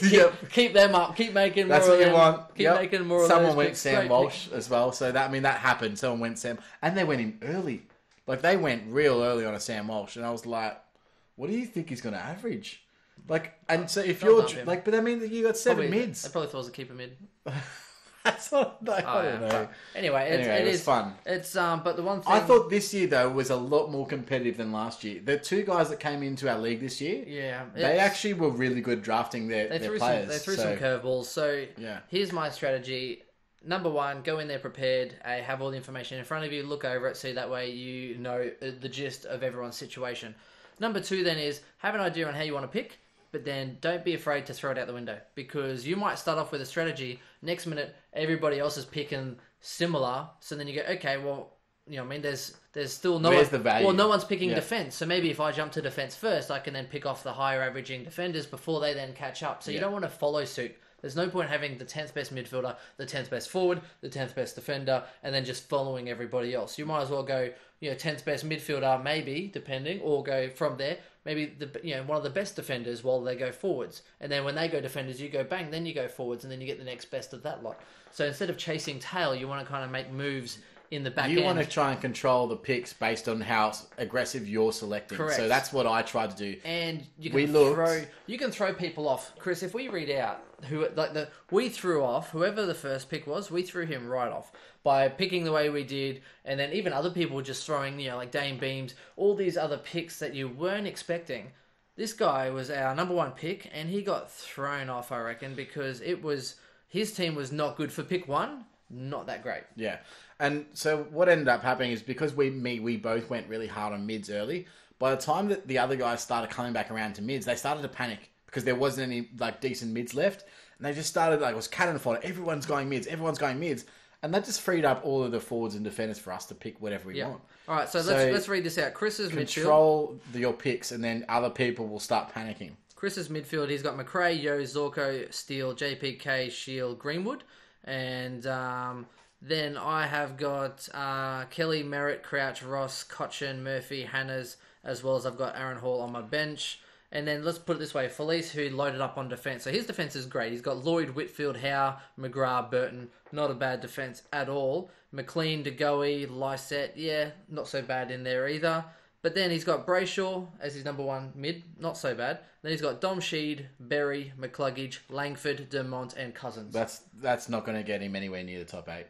Correct. He's going to get... So these guys end up having these dodgy ones where you end up having like Sam Walsh, Braden Sire, Sam Powell Pepper. By the way, all these speculatives, you shouldn't be watching this. Oh yeah, true that. But that's again, you need to be able to adapt, because no matter how well you plan, you have to actually, in order to get the best team, you have to be able to think quickly, adjust to what other people are doing, so that way you then get the best selection. So whether that means moving to another line or whether that means jumping earlier. So what I ended up learning was where I placed everybody, if I wanted them, if I jumped around earlier than Chris, I could have got all the guys I wanted. Yep. Basically. Instead, I ended up picking around late and I missed out on 8 people. So because I missed out on those 8 people, my team was actually significantly worse because I was actually saving them for a certain time. Whereas if I just forgot one person and just went around earlier, then Chris would have been like, damn it, I was looking at that guy, you know, and I would have done that to him 8 times just based on one round. Now, what I do, and this is just another draft strategy you can apply, and we have separate draft strategies in terms of how we value people, is that I go through every single player on a list, every single person, and I put down what I believe they're going to average. That's probably why we had similar this year, because normally when I'm top 4, I don't do that. I just have my sheet, and then I go from the highest averaging players with my value highlighted. Yeah. So then that way I throw the highlighted ones in the mix as I feel like they're getting to it. Being pick 8, I actually did the same thing as you and put all the averages in, which is probably why we probably rated them similarly. Yeah. And then you were just picking them off before me. Yeah. And I was kind of going through So my I'm list. putting Steele at, say, a 105 average, which is where I think he might be able to average this year. I won't pick him at 105, but I'll pick him at around 100 average. So I'm still getting value. People aren't looking at Jack Steele yet, so they're all looking at him at 94. But I'm picking someone who I think this year is going to improve. Yep. Now, people I think aren't going to improve are going to hold their value. I'm still going to pick them at 94. But the likelihood is that someone else might get them at that point. On the other side, if you see a guy who's averaging 100 and you don't think he's going to get there, aka Westhoff, who went very early in the ruck for some reason, you just leave them and let somebody else pick them because that's their points lost. That's not yours. So you do still need to get value out of your picks. You don't want to jump early. Correct. But you do want to get value out of them, so you got to be careful with it. And also pick guys that you like. For some reason, I don't even have a Lions player this year. I missed out on Zorks. I got a couple. That's it. I got Zorks. Yeah. So just the way the cookie crumbles. But that's pretty much it, I suppose. Yeah, it's all about your own perception on them, how you think they're going to go, how you rate them. It's all about how you rate them. I rate people differently to Chris, and that's why we pick differently. And also pick guys that you like watching. If you are in a banter league or whatever. Yeah, like this year, I actually went for guys that you know their names majoritarily. Well, being at pick 8, I was like, well, I'm just going for quality players. Yeah. And you know their name. Because at least that way when you watch it, you know who they are. He just likes losing as well, so let's be fair. No, well, Zach Williams, Hibbard, Stewart, Hooley, Langford, Kelly, Merritt, Crouch, Ross, Cochin, Murphy, Hannahs, Nane Curvis. Don't you laugh. Nane Curvis. I've now got Franklin, Wallace, Kernow, Aaron Hall, Cruiser, Greg and Houston. So, yeah, my last 2 forwards are horrible. Now, one thing that is going to be fun, we did mention at the start, before we wrap up here, is that we are obviously going to, next, when is it?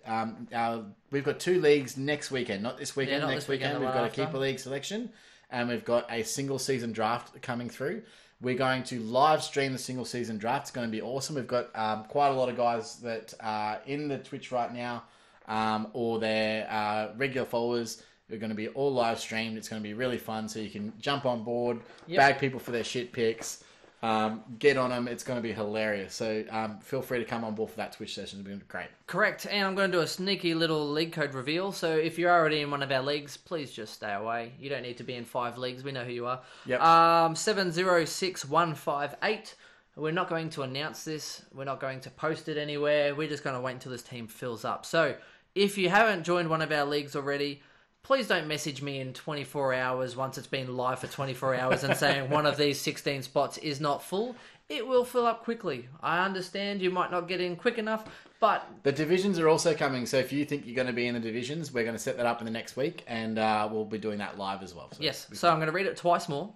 706158. That's it. 706158. Is that 706158? It is. Bingo. Bingo, my friend. Well done, sir. Yes, jump in. The first 16 in there. Congratulations. I also like to put in little footnotes as well for those of you who might actually see that. I like to put in some funny stuff. So this one I put in something like, congratulations, you have successfully found the secret, the secret division. Welcome. Unless your name's Lockie Hunter, then get out. Fair enough. Pretty much. I reckon he does. He looks like the type of guy that would be in the Super. Maybe that's why he had such a good year. Anyway, we have rambled on long enough. Thank you very much for having us. It's been a pleasure. Thank you to all of our Twitch followers who have been live with us for most of the night. Even if you pop on for half an hour and join us and have a say, or for those that have stuck with us the whole way. I think even still now we have quite a few. Thank you very much. We do. I appreciate you all. And to everyone on YouTube, SoundCloud, Spotify, however you engage with us, thank you very much. We love you all. And we've been blown away this week with the reception and hospitality. I think we've grown by about 20% this week alone. Oh, so I'm hard. I've grown by 20%. I'll tell you what. Anyway, thank you again. And that's how we get followers. And good night. Cheers, guys. Thank you. Bye.